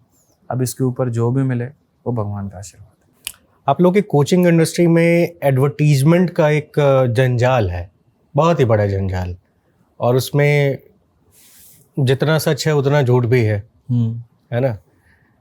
एक टॉपर से यहाँ से आता है और उसको अपना कहने वाले कम से कम 10, 20, 50, 100 लोग हो जाते हैं। हमें ये नहीं समझ में आता है कि वो स्टूडेंट किसका है, और शायद टॉपर्स को ये नहीं समझ में आता है कि उसका एक्चुअल टीचर कौन है।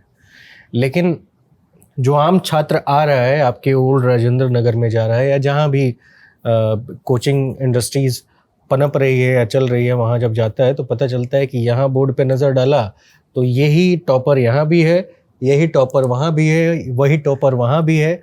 अब वो कंफ्यूज हो जाता है कि जाएं तो जाएं कहाँ पे। आप पर भी एक इल्ज़ाम लगता है कि भाई आप टॉपर की खरीद बिक्री करते हैं। आपने अभी हाल ही में, क्या नाम है इनका, ध्रुव राणा, उनका एक इंटरव्यू किया और अपने यूट्यूब चैनल पे डाला, और इसी को लेकर के एजुकेटर्स के बीच में क्रेडिट वार शुरू हो गई। क्या मामला था ये, मुझे बताइए ज़रा। क्या, कैसे, मतलब हम माने कि वो जो ध्रुव राणा है वो आप ही का स्टूडेंट था और आप ही के कोर्स से वो फर्स्ट रैंक लेके आया है? मैं आपका दोस्त हूँ ये कौन बता सकता है? या तो आप बता सकते हैं या मैं बता सकता हूँ। तो वो मेरा स्टूडेंट है तो ये कौन बताएगा? स्टूडेंट खुद ही बताएगा। पॉडकास्ट में वो सामने अपने नोट्स दिखा रहा है, वो सामने खुद बता रहा है कि मैं इनका स्टूडेंट हूँ, मैं आपसे पढ़ाई किया है मैंने, ठीक है। मैं उसकी सारी चीज़ें मैं देख रहा हूँ कि हाँ यार नोट्स तो मेरे क्लास के ही हैं, वहाँ पे एक एक चीज़ों को बताना, उसके घर में फॉर्मूला बुक का रखे हुए का होना, ठीक है। तो इससे क्या लगेगा वहाँ पर? मतलब जो स्टूडेंट है वो बोल ही रहा है अपनी बात कि हाँ भाई हम आपके हैं। अब बाहर से कोई ये कहे नहीं ये इनका नहीं है वहाँ, तो अब इसमें मैं क्या कर सकता हूँ? आपके किस कोर्स में वो एनरोल्ड था? मेरे कोर्स में वो थे असल में वीओडी में, लेकिन उन्होंने शायद, मुझे लगता है कि बैच परचेज नहीं किया, तो उन्होंने ऑफ कैमरा बताया था सर टेलीग्राम से मैंने पढ़ाई की है। और बच्चे अक्सर क्या होता है कि वो हिचकिचाते हैं ये बात कहने में ऑन कैमरा कि टेलीग्राम से हमने 10 रुपए में खरीद लिया या हमने फ्री में पढ़ लिया। उनको लगता है कि ये क्राइम है, थोड़ा सा बच्चा वहाँ डरता है बोलने में। वो होते हुए भी कई बार ऐसे बोल देता है कि हम तो यूट्यूब से पढ़े। मेरे लिए मायने नहीं रखता कि वो कोर्स से पढ़ा है कि यूट्यूब से पढ़ा है। मेरे लिए मायने ये रखता है कि अगर उसकी सफलता में अगर 2% भी कहीं पर मेरा योगदान है वहाँ, तो मैं उसके लिए खुश रहूँगा वहाँ पे। दूसरी बात, और भी शिक्षकों से उन्होंने पढ़ाई की, मुझे इसमें कोई आपत्ति नहीं, आप करो। और आपने जैसे कहा कि आज के समय बड़ा भटकाव है कि एक रैंक आता है वो 4 अलग अलग जगह पर होता है, तो सर वाकई में बच्चा 4 अलग अलग जगह से भी पढ़ता है। कहीं से प्री पढ़ता है, कहीं से मेंस पढ़ता है, कहीं से राइटिंग पढ़ता है यूपीएससी में। तो सीधे सीधे कहिए ना, कंफ्यूजन है। हाँ, एसएससी में भी है, आप एसएससी में देखो। और कंफ्यूजन करने वाले एडुकेटर्स और एडटेक इंडस्ट्रीज है। देखो उसमें भी क्या, आप जैसे मानो मैं वही सबसे ज्यादा छात्रों को भटका रही है। मैं मैथ्स पढ़ाता हूँ, मैं यूपीएससी की बात कर लूँ या एसएससी की बात कर लूँ। एसएससी में क्या, मैं मैथ्स पढ़ाता हूँ। थोड़ा बच्चों को भी समझने की आवश्यकता है। हम ये नहीं कह सकते कि सिर्फ कोचिंग ही बढ़ा क्योंकि आभास सैनी जी भी ये दावा कर रहे हैं, कर रहे हैं कि नहीं कर रहे हैं? सर दावा कर रहे हैं तो दिखाएं जा करके सारी चीजें। मैं क्यों बोलूँ किसी को? वो बच्चे को अपना लेकर के आ जाएं, वो अपना दिखाएं, वो अपनी सारी बातें करें। मुझे नहीं कहना किसी से। सर कंफ्यूजन तो हो रहा है। हाँ, मैं ऑडियंस के लिए बाद में समझूंगा, खुद के लिए मैं समझूंगा कि असल में ये चीज है क्या। कैसे मैं भरोसा करूं कि आप या कोई भी आप टीचर बहुत ईमानदार है, ईमानदारी से उसने एक छात्र को रखा और वो छात्र इतना ईमानदार है कि वो फर्स्ट रैंक ले आए या 10th रैंक ले आए, वो एक जगह पे है तो एक जगह के वो बोल सके, वो 4 जगह जाके 4 अलग अलग चीजें बोल रहा है। मेरा ये सवाल है कि आप मुझे ये बताओ कि मैं कैसे ये यकीन दिलाऊं कि ये स्टूडेंट मेरा स्टूडेंट है, इसने गूगल फॉर्म भरा है। हमारे पास में क्या होता है, हम लाखों बच्चों को पढ़ा रहे होते हैं, जब रिजल्ट आता है तो हम गूगल फॉर्म जनरेट करते हैं कि आप गूगल फॉर्म को भर दीजिए, और गूगल फॉर्म बच्चा भरता है और भरने के बाद में उसका बैनर बनता है। कई बार देखना स्पेलिंग मिस्टेक पे वॉर हो जाएगा, कई बार क्या हो जाएगा कि यार इन्होंने मेरे स्टूडेंट का जो है वो भर दिया। इसमें बच्चा भी कई बार क्या करता है कि सर मैथ्स आपसे पढ़ा है तो मेरा गूगल फॉर्म भर देगा, इंग्लिश नीतू मैम से पढ़ा एग्जाम्पल तो जाकर के वहां पर उनका गूगल फॉर्म भर देगा। अब उन्हें ये लगता है ये तो इधर का भी स्टूडेंट है, ये केडी कैंपस, वो केडी कैंपस रिलेट करने लगता है। और थोड़ी सी कोचिंग्स की भी गलती हो जाती है कि वो अपने ऑर्गेनाइजेशन का नाम डाल देते हैं, या तो वहां पर ये मेंशन करे कि किस टीचर का स्टूडेंट है। इसमें सोल्यूशन कैसे होगा? सॉल्यूशन क्या रास्ता होना चाहिए? साफ साफ कोई रास्ता नहीं, तो ये चलता रहेगा जीवन मतलब में भी ऐसा होता है। आप बिहार में कहाँ से हैं? मोतिहारी, चंपारण। हाँ।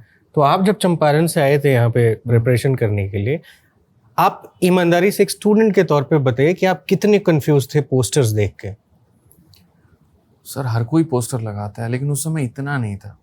उस समय क्या था ना कि जैसे मैं खुद 4 कोचिंग्स में जाऊं तो मुझे 4 जगह का देखने का मिले। अगर मैं गया ही एक ही कोचिंग पे हूँ और जा करके वहीं मान लीजिए कि हमने इंक्वायरी की, तो बस उसका जो दिखा हमने मान लिया, दूसरे में जो दिखा हमने मान लिया वहाँ। और तीसरा, आज के समय ना बच्चा देखो रैंक वैंक के सर इतना छीछा लेदर हो गया ना, वो इस पे जाना ही नहीं चाहता। उसको है ना कुछ चीज़ों पे विश्वास है भी, कुछ चीज़ों पे नहीं भी है। वो एट द एंड में ये देखता है कि मुझे समझ में किसका आ रहा है। अगर आप एसएससी एग्जाम्स की आप बात करते हैं, हो सकता है 1-आधा% मार्केटिंग से वो इन्फ्लुएंस भी हो जाए, 99% वो डिस्कार्ड कर देगा। उसको ये पता है कि इन एजुकेटर के पढ़ाने का तरीका ये है, ये बेसिक से पढ़ाते हैं, ये मॉडरेट से पढ़ाते हैं, ये टफ पढ़ाते हैं, ये मिक्स कराते हैं, ये ऐसा कराते हैं, ये इस लेवल का कराते हैं। तो बच्चा अपने अपने हिसाब से अपने एजुकेटर को पिक कर चुका है। जैसे खान सर चाहे रिजल्ट दिखाएं या ना दिखाएं, जिनको उनसे पढ़ना है वो उनसे पढ़ के रहेगा। बियॉन्ड रिजल्ट अगर हम जाने की बात करें तो सही बात है। तो result is a celebration but not a way to attract all the students in your batches. पर जहाँ तक मतलब समझ में आ रहा है कि स्टूडेंट जो है ना या टॉपर्स जो है वो एक मार्केटिंग टूल बन गए हैं। सर इंटेंसिटी सबकी अपनी अपनी अलग अलग है, इसमें क्या कहें। मतलब अगर मान लीजिए कि एक कोचिंग जो है वो अपने स्टूडेंट को थार पे लेके जाता है, तो दूसरा कहता है हम स्कॉर्पियो से लैंड करवाएंगे, तो तीसरा कहता है हम चॉपर से कराएंगे। तो ये चीज़ें और बढ़ती जा रही हैं। और आप तो कहते हैं कि 1 से लेके 10 तक जितने भी स्टूडेंट होंगे उनको पहले कहा था, थार गिफ्ट कर दूंगा। बहुत पहले कहा था। क्यों कहा था आपने? मेरी इच्छा। क्या ये तरीका सही है? बिल्कुल नहीं है। और मैं उस चीज़ के लिए हमेशा मैंने कहा भी है कि वो मैंने गलती की शुरू में। और उस समय क्या था कि अलग अलग लोग अलग अलग बातें कह रहे थे। मैं क्यों कहा आपने? मैं बता रहा हूँ ना वही बात कि होता है एक्साइटेशन की, तुम एक बोलो हम 2 बोलेंगे। क्या ये मतलब ऐसा था कि भाई पैरेलल जो आपके प्रतिद्वंदी शिक्षक हैं वो कुछ कर रहे हैं तो आपने बोला कि वो आईफोन दे रहे थे, जो प्रतिद्वंदी थे वो आईफोन दे रहे थे और वो अलग अलग जगह के ट्रिप दे रहे थे। सिंगापुर के ट्रिप दे रहे थे लड़कियों को, और जो लड़कों को है पता नहीं कहाँ का वो ट्रिप दे रहे थे, आईफोन दे रहे थे। मैंने कहा हटाओ यार, सब थारी ले जाना, कोई दिक्कत नहीं। तो मैंने अकाउंट्स में बात की थी कि हम कर सकते हैं ना, देन दे सेड कि हाँ कर सकते हैं, बट कई सालों तक हमें इसका कॉम्पेंसेशन करना, EMI भरना पड़ेगा। तो मैंने कहा चलो यार बच्चों के लिए ये भी कुर्बान है। तो मैंने पॉजिटिव वे में किया था। मुझे उस समय मार्केट की इतनी समझ नहीं थी कि अच्छा ऐसे करने से इस तरीके से हलचल मच जाएगा, ये हो जाएगा, वो हो जाएगा, लोग ऐसे लेके जाएंगे। और लिटरली ऑनेस्टली बताऊं तो मैंने कभी ये नहीं सोचा था कि इस पे कंट्रोवर्सी भी होगा, कभी इस पे दिक्कत आएगी। बट जब वो चीज़ हुई ना, और जब मेरे को बढ़िया से साइकेट्रिस्ट से ट्रीटमेंट लेना पड़ा इसको शांत करने के लिए, तो मैंने कहा यार अच्छा, वहाँ भी जाना पड़ा? अरे बहुत सर, मैं बहुत अफेक्ट हो जाता था उस टाइम पे कमेंट्स से। नया दौर था तो हमेशा ज़िंदगी में अपने लिए पॉजिटिव चीज़ें ही देखी थी, ट्रॉल नहीं देखा था कभी। तो उस टाइम पे ट्रॉल काफ़ी हुआ था तो तब थोड़ी सी लगी कि चीज़ें नहीं यार इसको सही करना चाहिए। अच्छा, फ़ायदा होता है? नहीं, दूर दूर तक नहीं। कोई ऐसा अगर फ़ायदे और नुकसान के हिसाब से कोई अगर देखे, मतलब कि हाँ स्टंट मिल जाएगा ऐसा कुछ, तो सर वो सडन स्पाइक 1 दिन का 2 दिन का, फिर से मैं आपसे कह रहा हूँ कि उससे ऐसा नहीं होगा कि आपके पास बच्चे ज़्यादा आ जाएंगे। जिसको पढ़ना है ना सर वही पढ़ेगा, सबको पता है। कई ऐसे लोग हैं आए दिन यूट्यूब पर गीत गा रहे हैं, बोल रहे हैं, लेकिन बच्चे को फिक्स कर चुका है कि भाई मुझे जहाँ से बैच लेना है वहाँ से लेना है, मुझे जिनसे यूट्यूब पे फ्री में पढ़ना है वहाँ से पढ़ना है, और मुझे जिनकी एंटरटेनमेंट वीडियो देखनी है उनके देखनी है। तो बच्चे को अच्छे से पता। अभिनय शर्मा मैथ्स, क्या पंगा है? जब आपने वो टॉपर का इंटरव्यू करके यूट्यूब पर डाला तो डील क्लोज्ड करके एक थंबनेल लगाया गया और एक वीडियो आ गया, क्या था? और उस वीडियो में लंबी वीडियो थी, जैसा कि आपने कहा कि आप रील बनाओगे तो मैं लंबी वीडियो बनाऊंगा, तो वो चला। क्या पंगा है आप लोगों के बीच में? आप लोग एक ही फील्ड के और एक ही सब्जेक्ट के मास्टर हैं। कोई पंगा नहीं। अभी मेरी सर से भी बात हुई थी, मैंने बाद में फ़ोन करके उनसे ये पूछा था कि ऐसा बात क्या है यहाँ पर जो आप इस तरह से जा करके वीडियो बना देते हैं, आपके पास तो मेरा नंबर है, आप डायरेक्टली फ़ोन पे बात कर सकते हैं। सही बात है। ठीक है, तो मैंने उनसे यही कहा था कि अगर कोई भी बात आपको लगता है कि आई एम रॉन्ग देयर, तो मैं हूँ, पहले मेरे से पूछो, फिर आप जा करके बनाओ। अगर मैं आपको ना कहूँ तो आप बोलना। तो वो कहते नहीं जी, उन्होंने आपके बारे में ये वाली बात बोली थी, उन्होंने आपके बारे में ये बात बोली थी, ये देखो व्हाट्सएप पे। तो क्या होता है कि इंडस्ट्री के 4-5 लोग हैं जो उनको पिन करते हैं, मैसेज कर देंगे फटाक देना, और शर्मा जी पिन हो जाते हैं। और वहां पर बस ये थोड़ी सी प्रॉब्लम है।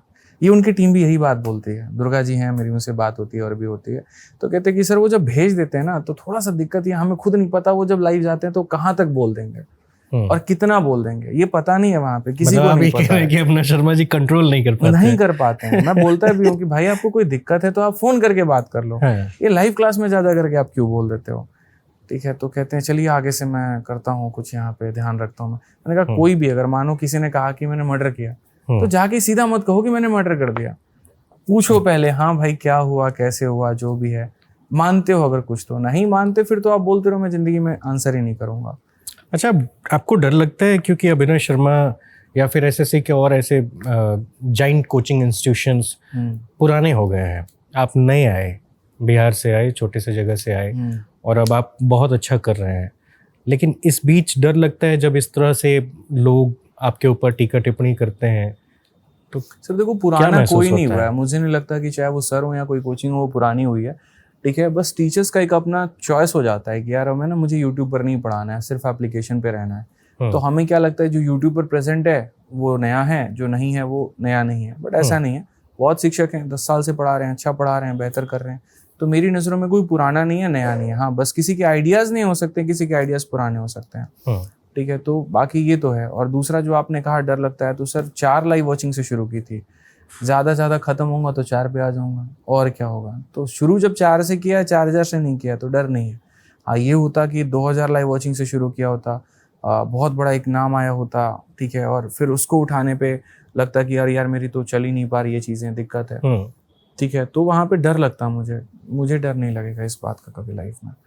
ज़्यादा हुआ तो वहीं पर चीज़ें आ जाएंगी, बट डर नहीं है कोई। 24 अगस्त 2025 को एसएससी आंदोलन हुआ, उसे लेकर भी कई सवाल खड़े होते हैं, जिसमें नीतू मैम भी नाराज हुई थी, अभिनय शर्मा मैथ सर भी नाराज हुए थे, और हुआ ये कि आपने उस पूरे इवेंट को, मतलब आंदोलन को हाईजैक करके अपना पर्सनल एजेंडे का इवेंट बना दिया। एक पॉइंट ऐसा बताइए। और लोधी स्टेट में आपके डीलिंग चल रही थी, मैं आपको वही कह रहा हूँ, 50 करोड़ का पता नहीं क्या आपको ऑफर मिल रहा था या आप डिमांड कर रहे थे, क्या मामला था? जरा इसको ब्रीफ से समझिएगा, क्योंकि एक बार में मैं चाहता हूँ आज अब आप बता दीजिए, लोग देख लें और ये मामला शांत हो जाए। सर देखो, पूरा टाइम ले सकते हैं। मैं पूरा टाइम लेकर के, अगर आप सारी बातें विस्तृत रूप से चाहते हैं तो मैं first and last he answer दूंगा, मैं आज के बाद कहीं पर नहीं दूंगा, क्योंकि मुझे उन चीज़ों पे चर्चा करना अच्छा नहीं लगता है, टू बी वेरी ऑनेस्ट। ठीक है, मैं कहीं पर अगर कोई पॉडकास्ट दे रहा हूँ, कहीं पर कोई बात कर रहा हूँ, जब ये पूछते हैं तो मुझे लगता है कुछ ऐसी बातें पूछो जिससे बच्चों का बेनिफिट हो पाए। इन बातों से बच्चा थोड़ा सा मसाला तो ले सकता है, बेनिफिट उसका नहीं हो रहा है, तो मैं बहुत परहेज करता हूँ ऐसे सवाल, ऐसे आंसर्स। लेकिन इसलिए मैं फर्स्ट एंड लास्ट यहाँ पर आपको बता रहा हूँ।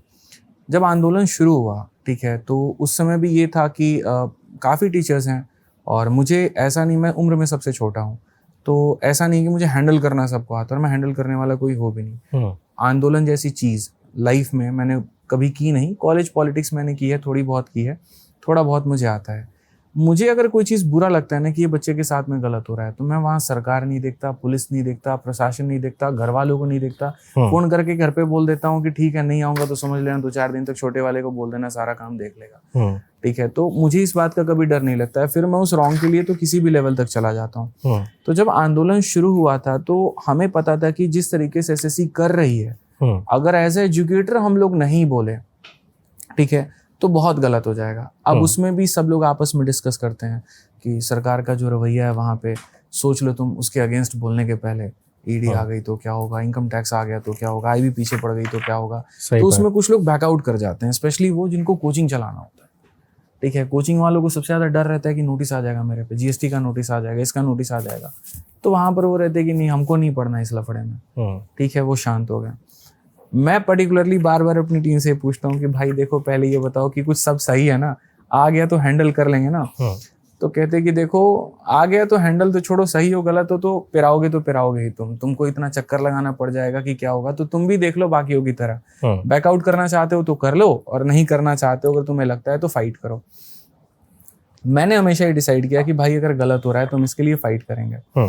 बट मुझे इतनी पॉलिटिक्स नहीं पता है कि पीछे क्या होता है, आगे कैसे करते हैं। ठीक है, किसी को कैसे फंसाते हैं, किसी के ऊपर में कैसे कोई आरोप लगाते हैं, कुछ भी कैसे बोलते हैं, इतना मुझे नहीं आता। आई वॉज वेरी क्लियर कि हाँ ठीक है, ये प्रोटेस्ट होना है, इतने तारीख को होना है, ऐसे ऐसे करके होना है। तो हम बच्चों के रहने का इंतज़ाम कैसे करेंगे, उनके खाने का इंतज़ाम कैसे करेंगे, वहाँ पर कैसे टीचरों को हम कहेंगे, कैसे हम मीडिया तक अपनी बात पहुँचाएंगे, कैसे हम डीओपीटी तक बात पहुँचाएंगे।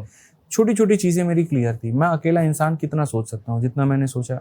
और बाकी लोगों के लिए मुझे लगा कि कहीं गलती ना हो जाए, तो मैंने मुखर्जी नगर में एक मीटिंग भी कही थी कि एक बार कल और परसों प्रोटेस्ट है, तो एक बार आप लोग आ जाइए, हम लोग मीटिंग कर लेते हैं।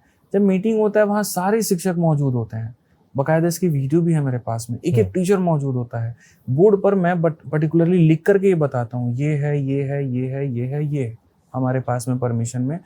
पैसे की रही बात, किसी से 1 रुपया नहीं लिया हमने, किसी से 1 रुपया नहीं लिया। जो लगाया मैंने खुद का लगाया, 20-25 लाख रुपए मेरे लग गए। ठीक है, और लगा करके हमने प्रोटेस्ट को शुरू किया, सारी चीज़ें हुई। उस समय भी मैंने पूछा था आप लोग बताइए कि वहाँ पर क्या क्या सजेशन किस किस के हो सकते हैं। तो जैसे राकेश सर ने अपना पॉइंट कहा, उन्होंने जाकर के बाकायदा बोर्ड पे भी लिखा था कि मेरे नज़र में ये होना चाहिए। ठीक है, और बाकी लोगों ने भी अपने अपने पॉइंट्स लिखे थे वहाँ। मैंने कहा ठीक है, बेहतर है। फिर प्रोटेस्ट शुरू होता है उन्हीं तरीक़ों से जो हमारा डिसाइड हो चुका होता है। तो जैसे लोग आज ये कह देते ना, आप तो अपने हिसाब से कर रहे थे। मेरे हिसाब से कुछ भी नहीं था। अलग अलग टीचर्स थे, अलग अलग ग्रुप बने हुए थे, अलग अलग लोगों की अलग अलग जिम्मेदारी थी। ऑफलाइन के टीचर्स की जिम्मेदारी थी कि पानी और खाना की व्यवस्था रखें। ठीक है, कुछ टीचर्स की जिम्मेदारी थी पैम्पलेट की व्यवस्था रखें, कुछ की जिम्मेदारी थी वहाँ की पुलिस प्रशासन के साथ में टच में रहे। स्टूडेंट जो विंग था वहाँ पर, उनका था हर जगह से जा करके वो परमिशन लें। तो एक अकेला बंदा कैसे कर सकता है? आपको लगता है कि इतना बड़ा प्रोटेस्ट, और अगर मैं इतना बड़ा प्रोटेस्ट कर सकता हूँ तो मैं तो पार्टी भी खड़ी कर सकता हूँ। हमने क्यों नहीं किया? राजनीतिक इंटरेस्ट होता तो हम क्यों नहीं गए कहीं पे? कई लोगों ने तो ये भी आरोप लगा दिया कि अपना चुनावी ग्राउंड ये बना रहे हैं। आज तक एक फोटो देखिए उसके बाद में मेरा किसी के साथ। तो ये चीज कहने की कुछ भी हो जाती हैं। पर ये क्यों किया गया? बता रहे हैं क्या बिगाड़ा था किसी का? अब ये हुआ, अब उसके बाद में क्या हुआ कि उस दिन जो वहां पर सिचुएशन थी, ठीक है, इतना एक्सपेक्टेड नहीं था कि इतना बच्चा आएगा। आंध्रा से, केरला से, कहीं कहीं जगह से बच्चा आ रहा है। ठीक है, शाम में भी जब टाइम खत्म हो जाता है 5 बजे के बाद में, तो हमारे पास 2 ऑप्शन बचते हैं। पहला ऑप्शन ये होता है कि हम प्रोटेस्ट को वहीं पर खत्म कर दें, ठीक है, और हम चले जाएं। उसमें हमें इनपुट ये मिलता है कि पुलिस की पूरी तुम्हारे पास में जो माइंडसेट है वो ये है कि तुम एक बार यहाँ से निकलो, तुम एक बार यहाँ से बाहर जाओ, उसके बाद पूरे रास्ते की वो बैरकिंग कर देंगे अलग अलग चौक पे, चौराहे पे, और अगले दिन का तुम्हारा प्रोटेस्ट होने ही नहीं देंगे। और हमें ये चाहिए था कि हम आज रात में बैठ करके यहीं पर हम लोग मिलके प्लानिंग करें कि कल हमें किसको बुलाना है, किस मिनिस्टर से हमारी क्या डिमांड है, हम सरकार से क्या चाहते हैं, अपने पॉइंट्स को थोड़ा और क्लियर करें और हम बातों को वहां पे रखें। सर, कोई भी आंदोलन एक दिन में रिजल्ट लेके नहीं आया है। आप अन्ना आंदोलन को देखिए, आप किसी को देखिए, लोग 30-30 दिन बैठते हैं, 35-35 दिन बैठते हैं, तब जाकर के रिजल्ट होता है, क्योंकि सरकार एक बार में सुनती नहीं है। और यहाँ पर हम क्या सोच रहे हैं, एक दिन में रिजल्ट क्यों नहीं आया, 2 दिन में नहीं आया? सर, रात में सबसे बड़ी बैठक तो रात में ही होती है, आपको भी ये बात पता है, और रात में ही उठाए जाते हैं लोग। आईबी के लोग जो बाकी होते हैं, किनको उठाते हैं? रात में ही सबको उठाते हैं, तोड़ते हैं, वो बिखराव करते हैं। तो हमारा यही था कि हम बैठेंगे, मैं, राकेश सर, कॉन्स्टेंटली हम लोग बात कर रहे हैं कि सर क्या करना है। उन्होंने ये कहा कि आदित्य, जो भी तू डिसीजन लेगा मैं तेरे साथ में हूँ। अगर तुम ये कहोगे डिसमिस करना है, मैं तब भी तुम्हारे साथ में हूँ। तुम कहोगे अगर खत्म करना है तो भी मैं तुम्हारे साथ में हूँ। और चाहे दुनिया कुछ भी अगेंस्ट बोले, मैं अगेंस्ट नहीं बोलूँगा, मैं तेरे साथ में। वहाँ से मुझे थोड़ा बल मिला, 2-4 टीचर्स और थे, मुझे हिम्मत मिली। तो हमने डिसाइड किया कि नहीं भाई, फिर राजा सर भी थे, हमारे नियॉन क्लासेस के थे, तो हमने फिर कहा कि नहीं, हम कंटिन्यू करेंगे। फिर पुलिस भी अपना थोड़ा थोड़ा टैक्टिक्स अपनाती है। पहले वो लाइट को बंद करती है, ठीक है, हमारा जनरेटर काट देती है तो अंधेरा हो जाता है। फिर उसके बाद में थोड़े भीड़ को अलग करती है। और कुछ लोग आते हैं सिविल में, और आने के बाद में वो बच्चों को धक्का देना शुरू करते हैं, मारा पीटना शुरू करते हैं, और वो पुलिस के ही होते हैं, मुझे ऐसा फील हुआ हमेशा। बाल छोटे छोटे थे, थोड़े हत्ते कट्टे थे, और that was a strategy by the police कि हाँ हमें इसको किसी भी तरीके से तोड़ना है, बिखेरना है। उन्होंने वो तोड़ा, बिखेरा, ठीक है, सारी चीज़ें हुई, और कोई टीचर डिटेन भी नहीं हुआ था, बस कुछ बच्चे डिटेन हुए थे। उसी में एक बच्ची थी और तृप्ति करके शायद, आई थिंक उसका है, और उसका भाई मिल नहीं रहा था।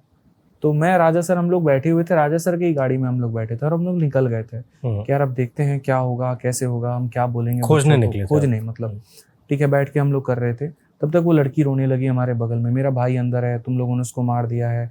वो ऐसा तो नहीं मरा, मतलब पड़ गया है, क्योंकि जो चोट वोट आई थी उसके कारण में, ठीक है। तो मैंने कहा राजा सर से कि चलिए हम लोग खोजते हैं। तो पुलिस वाले ने कहा कोई एक जाएगा इनके साथ में।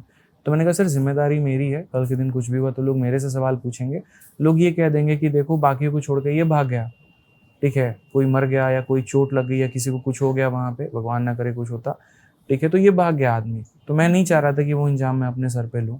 मैंने उस बच्ची से कहा कि चलो मैं तुम्हारे साथ में चलता हूँ। हम लोग गए, जाकर के उसके भाई को खोज रहे हैं। तो जो सेल्वन थे, नितिन सेल्वन आई थिंक उनका है, जो डीसीपी थे, तो उन्होंने मुझे देख लिया। उन्होंने कहा कि इसी इंसान ने सब कुछ किया है, इसको पकड़ो, उसको बस में डालो। तो उन्होंने मुझे बस में वहाँ बिठा दिया।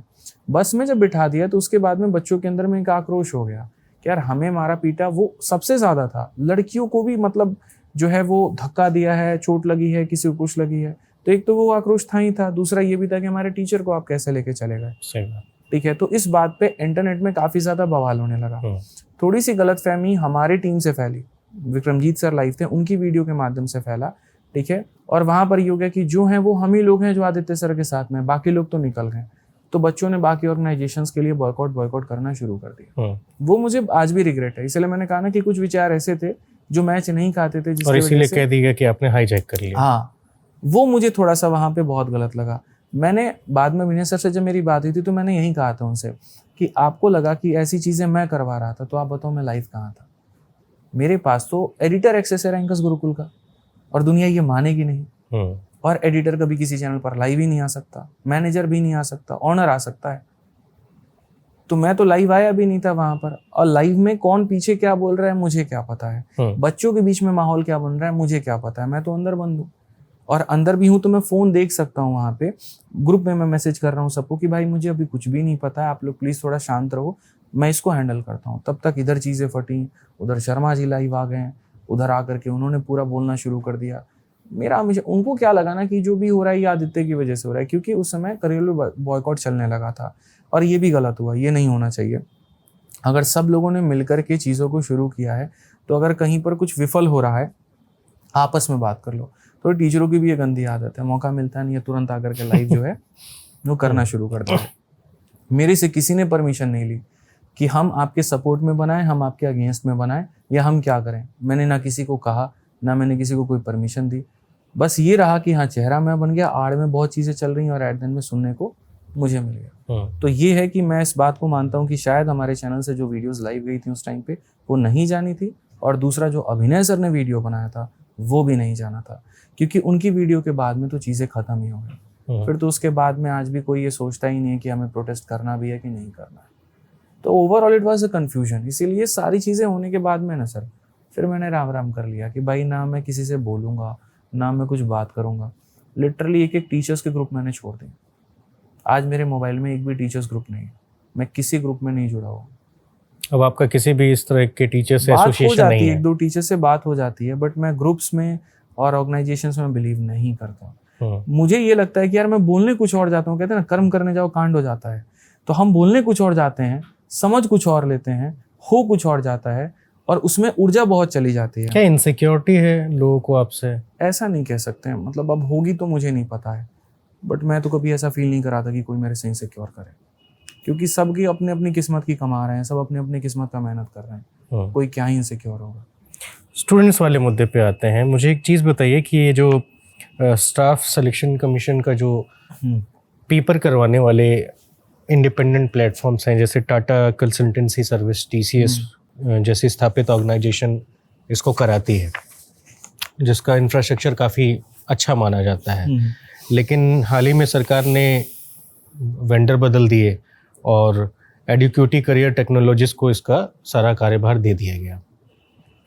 ऐसे में जब पहले से ही परीक्षा प्रणाली पर सवाल उठ रहे हैं तो इमीडिएट ये सब बदलाव करना कहाँ तक जायज़ रहा?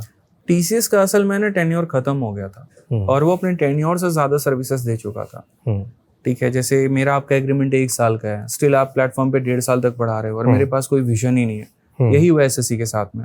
टीसीएस के साथ में वो गई तो है, लेकिन उसके पास विजन ही नहीं था कि उसको क्या करना है। ठीक है, और बिडिंग में भी काफी कुछ गड़बड़ी हुई थी उसके ऊपर लेकर के। आप अगर सही तरीके से देखोगे तो नीतीश राजपूत ने एक वीडियो बनाई थी और उसमें साफ तौर पर उन्होंने ये बात कहा था कि किस तरीके से जहां जहां पर बीजेपी गवर्नमेंट है वहां पर एडीक्यूटी को किस तरीके से टेंडर मिल रहा है।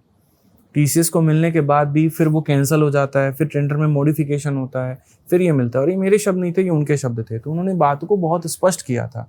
ठीक है, तो मे बी वो मतलब एक रीजन हो सकता है। आप नीतीश के वीडियो से या आप जो महसूस कर पा रहे हैं उससे आप ये क्या कहना चाहते हैं कि मतलब कुछ माजरा है बीच में? हो सकता है। हमने एडिक्विटी के अगेंस्ट में वीडियो बनाई थी, आप बिलीव नहीं करोगे। एक और चीज़ मैं आपको बता दूं, जो आपने कहा था कि वो लोधी होटल, वो 50 करोड़ और वो सारी चीज़ें, मैंने सर मैं बोलना बहुत कम पसंद करता हूँ। लिटरली मैं आपको बता रहा हूँ, बहुत कम बोलना पसंद करता हूँ। मुझे अब बोलना ही नहीं होता किसी को। आज मैं आपको ये बात बता दूं कि जिन लोगों ने मेरे ऊपर में आरोप लगाए थे या जिन लोगों ने ये कहा था, आज एडिक्विटी ने किसी के अगेंस्ट में कोई केस ही नहीं किया है और मेरे ऊपर में एडिक्विटी ने 2.5 करोड़ का डिफेमेशन का केस किया है। तो मतलब एक तरीके से मैं ये कहूँ कि मैंने या आपने मेरे से घूस लिया है और दूसरी तरफ में मैं आप पे केस भी कर दूं, ये कहाँ तक उचित है? 2.5 करोड़ का एक डिफेमेशन का केस हुआ है जिसके अंदर में नीतीश राजपूत, ध्रुव राठी, करियरविल, मैं और मतलब हमारा रैंकर्स गुरुकुल हो गया और ये लोग हैं। इसके अलावा किसी दूसरे टीचर का नाम ही नहीं। तो मतलब ये कैसे अपने आप में कॉन्ट्राडिक्टी हो गई कि अच्छा हमने तुमसे पैसे भी लिए थे और फिर तुम हमें केस भी कर दो। तो नहीं हो सकता। और है ना, आज के समय कुछ भी बोल दो। अब मैं यहाँ बैठे हैं तो कोई नीचे हल्ला मचा देगा, यार ऊपर है ना वहाँ पे ये लोग है ना, मतलब एक तरीके से अल्कोहल का बिजनेस कर रहे हैं। तो कुछ भी कोई भी बोल सकता है। आप बोलने के ऊपर में किसी का कुछ थोड़ी, आप साबित क्यों नहीं कर पाए? आपने कहा था कि सबूत है, आपने कहा था कि मैं दिखाऊंगा कि कितने पैसे तुमने लिए थे, तो दिखा देते जाके। आप टीचर हैं, बच्चा विश्वास करता है आपकी बातों पे, आपकी बातों को बहुत सीरियसली लेता है, गंभीर रूप से लेता है। ठीक है, तो आप अगर किसी के बारे में कुछ बोलते हैं तो एटलीस्ट प्लीज उसको जाकर के दिखाओ। नहीं दिखाते हो तो दूसरे के बारे में, जिसके बारे में आप बोलते हो ना वहां पे, उसको बहुत सफर करना पड़ता है। अच्छा, मुझे एक बात बताइए, स्टूडेंट और ऑडियंस में फर्क होता है क्या?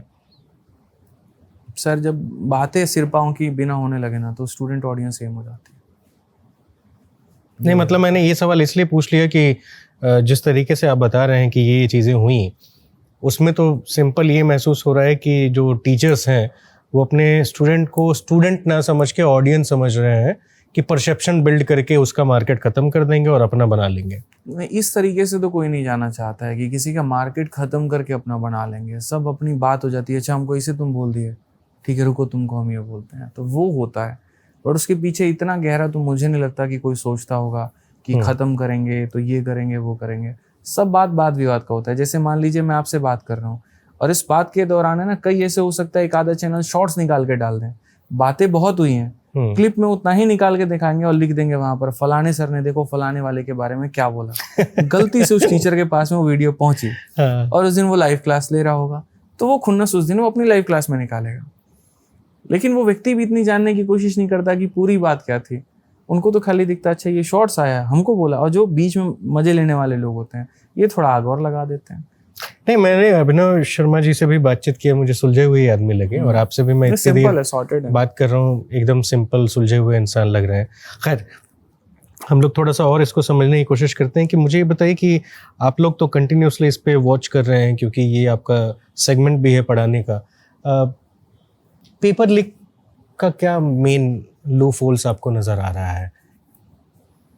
और सरकारों की जो एक इच्छा शक्ति है इस एजुकेशन, इस मतलब एग्जाम को फेयर तरीके से कराने का, क्या है इसके पीछे?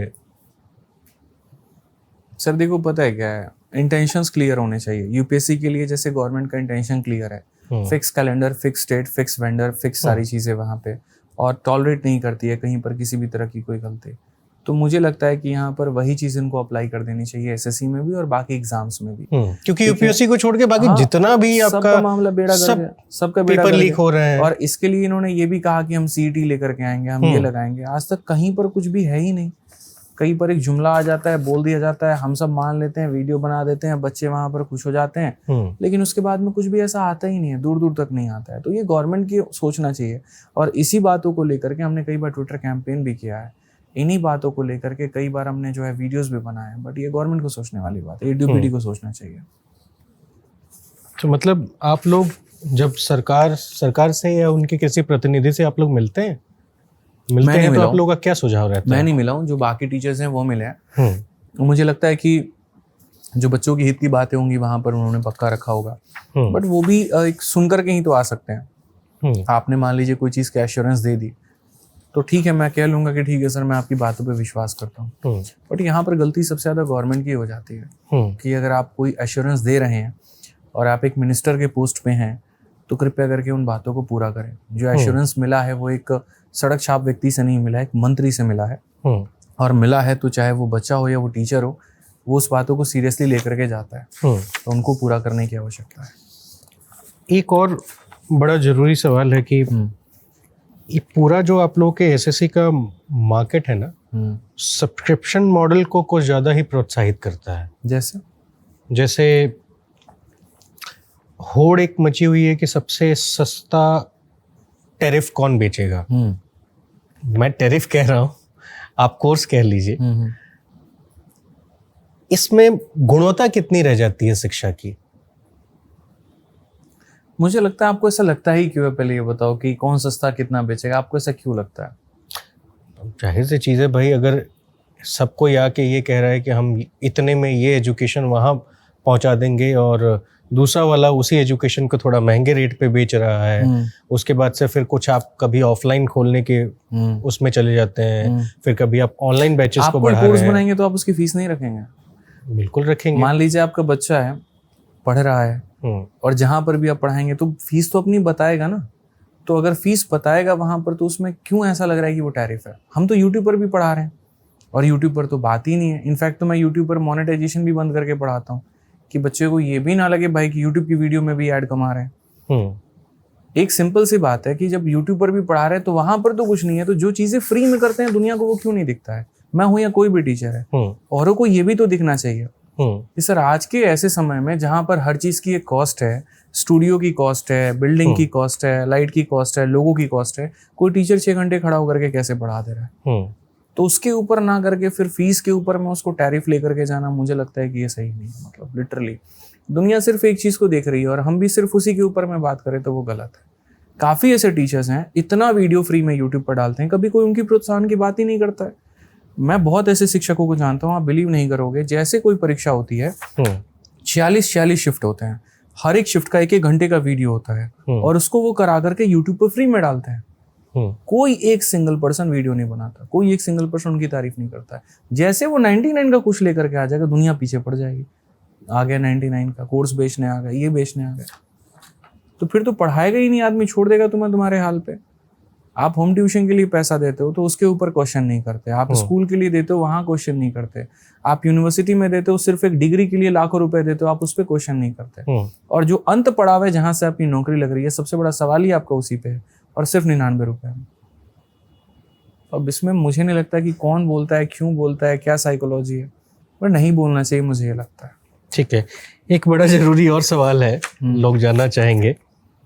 बिहार से आने वाले हर एक युवा में राजनीतिक महत्वाकांक्षा भरपूर होती है, मानते हैं आप? मानता हूँ। और बिहार में खान सर ने अपनी पॉलिटिकल प्रेजेंस तो खैर बना ही दी है अनडाउटली।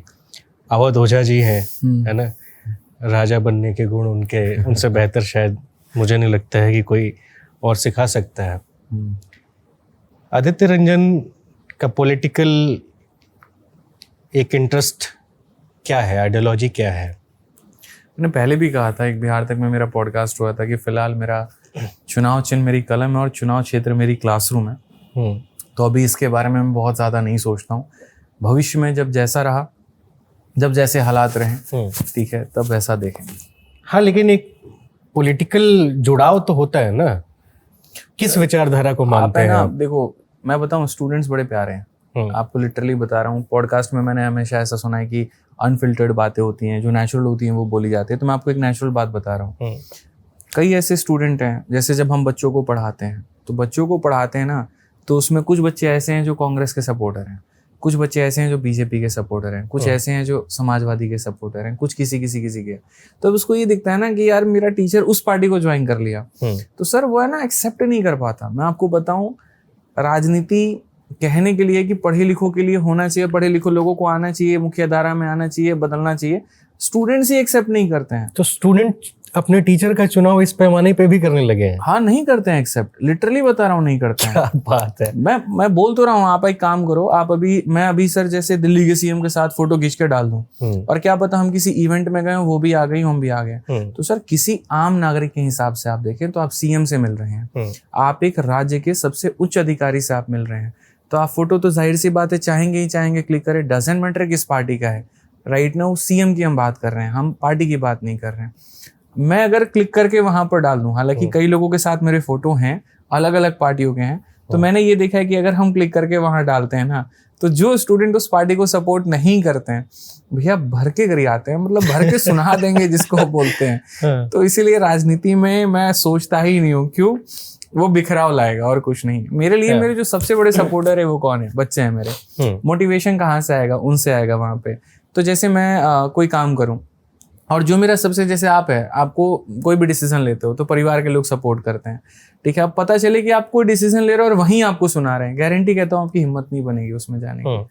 तो मेरे लिए ऐसा है कि मुझे पता है कि कई बच्चे उसको एक्सेप्ट तो कर लेंगे, कई बच्चे नहीं कर पाएंगे, और चाहे किसी भी पार्टी में चले जाओ, तो एक ही चीजें बचती है, खुद का पार्टी अपना बनाओ, तब जाकर के चुनाव लड़ो, तो ठीक है, बच्चों से तुम बच जाओगे थोड़ा सा, ठीक है। और जो लोग हैं जो इतनी ताकत रखते हैं कि दुनिया क्या बोले फर्क नहीं पड़ता, मेरी महत्वाकांक्षाएं बहुत आगे हैं, और मैं अपने हिसाब से, राजनीति के हिसाब से, लहर के हिसाब से ये सोचता हूँ कि ये मुझे करना सही रहेगा, मैं अपने एथिक्स को थोड़ा साइड कर दूंगा, ठीक है। तो उस केस में जाना चाहते हैं तो सर वो बड़े फिर मेंटली बहुत स्ट्रांग लोग हैं, बट मैं इतना नहीं हूँ। जवाब आपने बहुत मतलब ध्यान से और गंभीरता से दिया, लेकिन फिर मेरा एक सवाल, वही सवाल शायद थोड़ा दूसरे तरीके से, कि राजनीतिक महत्वाकांक्षा है या नहीं है? बिल्कुल है, राजनीतिक महत्वाकांक्षा बिल्कुल है, और आगे लेकर के है। मैं देखता हूँ तो मुझे लगता है कि हाँ, बहुत सारी चीज़ें बदली जा सकती हैं, ठीक है, लेकिन अभी जो है वो शिक्षक वाली जो चीज़ें हैं वो ज़्यादा है,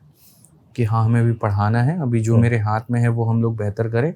ज़िंदगी के 5 साल 6 साल 7 साल बाद जब हमें लगे कि बहुत बेहतर लोग आ गए हैं, पढ़ा रहे हैं, पढ़ने वाले बहुत बेहतर हो गए हैं, और बड़े लेवल पर काफ़ी सारी चीज़ों को बदलने की ज़रूरत है, तो बिल्कुल एक राजनीतिक महत्वाकांक्षा उत्पन्न होगी, चाहे वो किसी से पार्टी से जुड़ करके हो, या खुद की पार्टी बना करके हो, या जैसे भी हो, वो तब की बात है, वो तब होगी।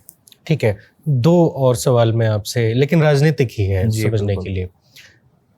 भारत सरकार ने जो नई एजुकेशन पॉलिसी इंट्रोड्यूस की, उस पर मैं आपकी टिप्पणी चाहूँगा कि आपके क्या विचार हैं उसे लेकर के, क्या वो सही है या कुछ लूपहोल्स आपको नजर आता है? पूर्ण रूप से नहीं है, और हालांकि मैंने इसके ऊपर में भी पूरा पढ़ा नहीं है, लिटरली मैं आपको बताऊं, ठीक है, क्योंकि बहुत कम वक्त मिल पाता है परिवार, कंपनी और बाकी चीज़ों के ऊपर में ध्यान देना, ठीक है। तो न्यू एजुकेशन पॉलिसी पर मैं बहुत टिप्पणी आपसे कर नहीं पाऊंगा उसके ऊपर में, कि कितना सही है, कितना क्या है, क्या मतलब इतना है कि अभी मुझे लगता है कि जो हमारी अपनी एजुकेशन पॉलिसी है ना, उसको बहुत रिफॉर्म करने की ज़रूरत है, ठीक है। जब आप अलग अलग कंट्रीज़ को घूमोगे, जब आप वहाँ की चीज़ों को देखोगे, ठीक है, जब चाइना में पेपर होता है, आप उसका एक सबसे बड़ा एंट्रेंस है, मुझे एग्जैक्टली याद नहीं आ रहा है, मतलब उस समय सब कुछ छुट्टी कर दी जाती है उस समय, कि भाई कोई ट्रैफिक नहीं होगा, कुछ नहीं होगा, लोगों को जाने के लिए, ठीक है, मतलब स्टूडेंट्स को पेपर देने के लिए कहीं कोई दिक्कत ना हो, पूरा प्रॉपर व्हीकल रहे, ट्रांसपोर्ट सिस्टम रहे, ठीक है, और बहुत क्लियर होता है, बहुत ट्रांसपेरेंट पेपर होता है।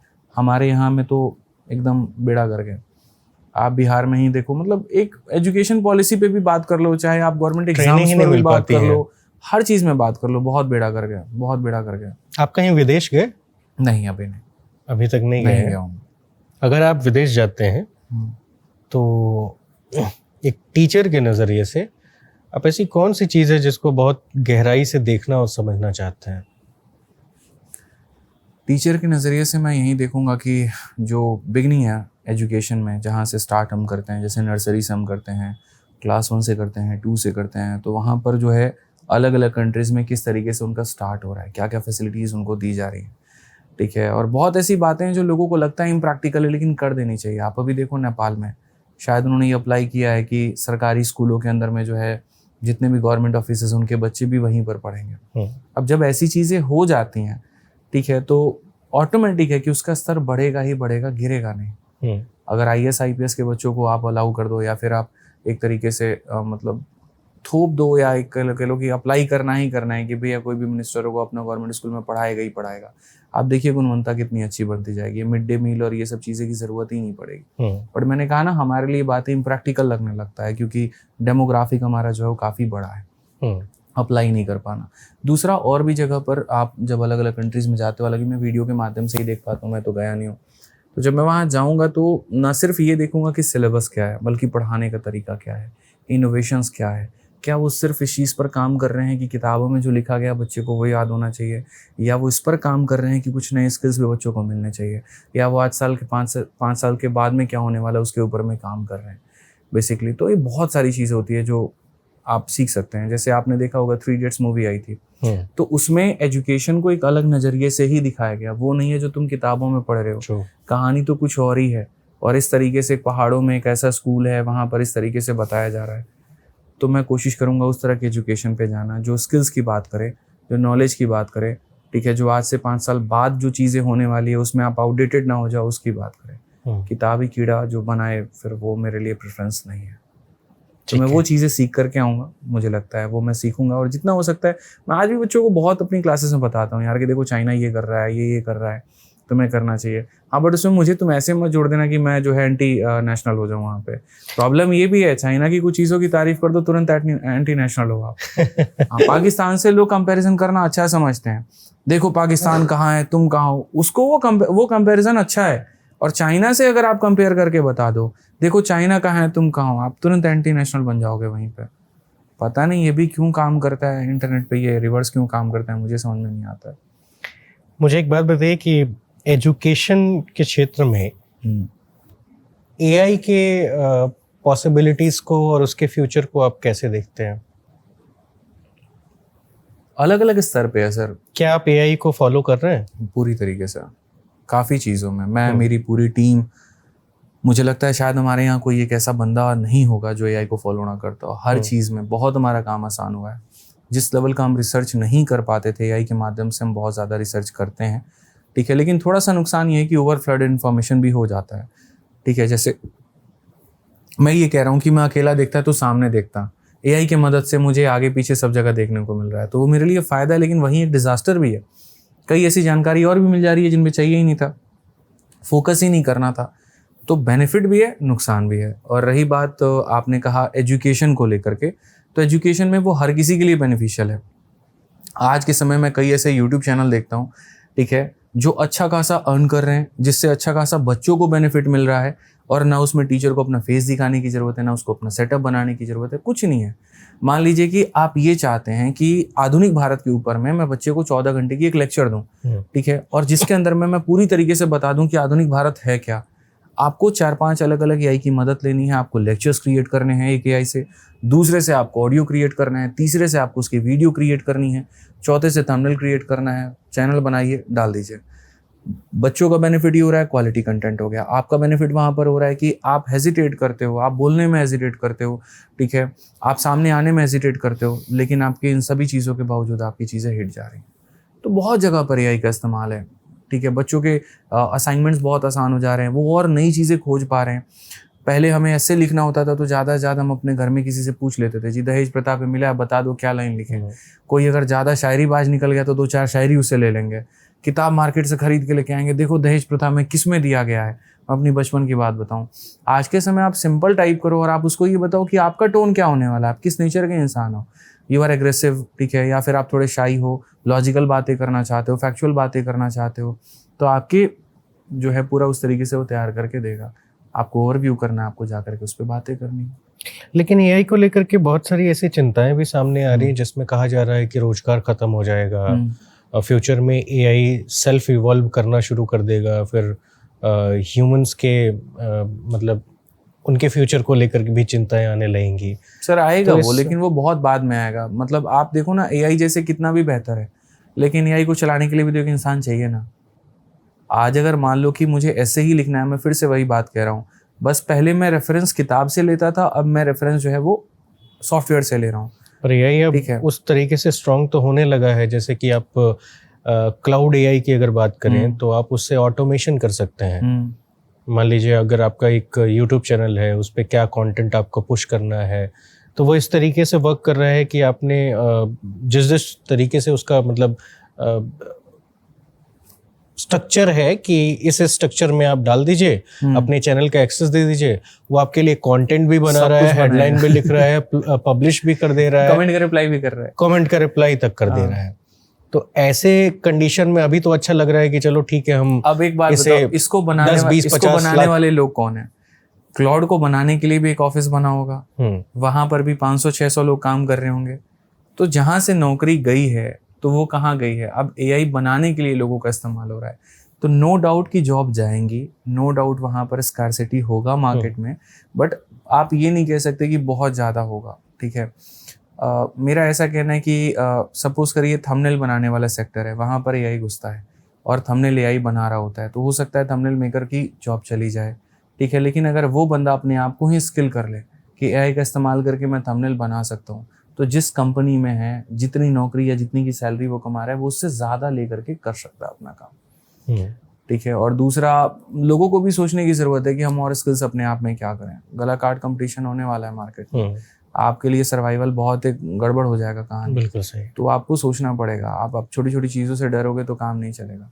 मैं मतलब किसी चीज़, अब जैसे एआई आ गया और भी चीज़ें आ गई, अब या तो एक कहानी है बैठ के रो लो कि भैया नौकरी जाने वाली है, ये होने वाला है, वो होने वाला है, नहीं तो कुछ काम कर लो। फिर बनाने वाले तो इसको हम ही लोग हैं ना, तो जब बनाते वक्त में नहीं सोचे तो आप काहे रो रहे हो फिर?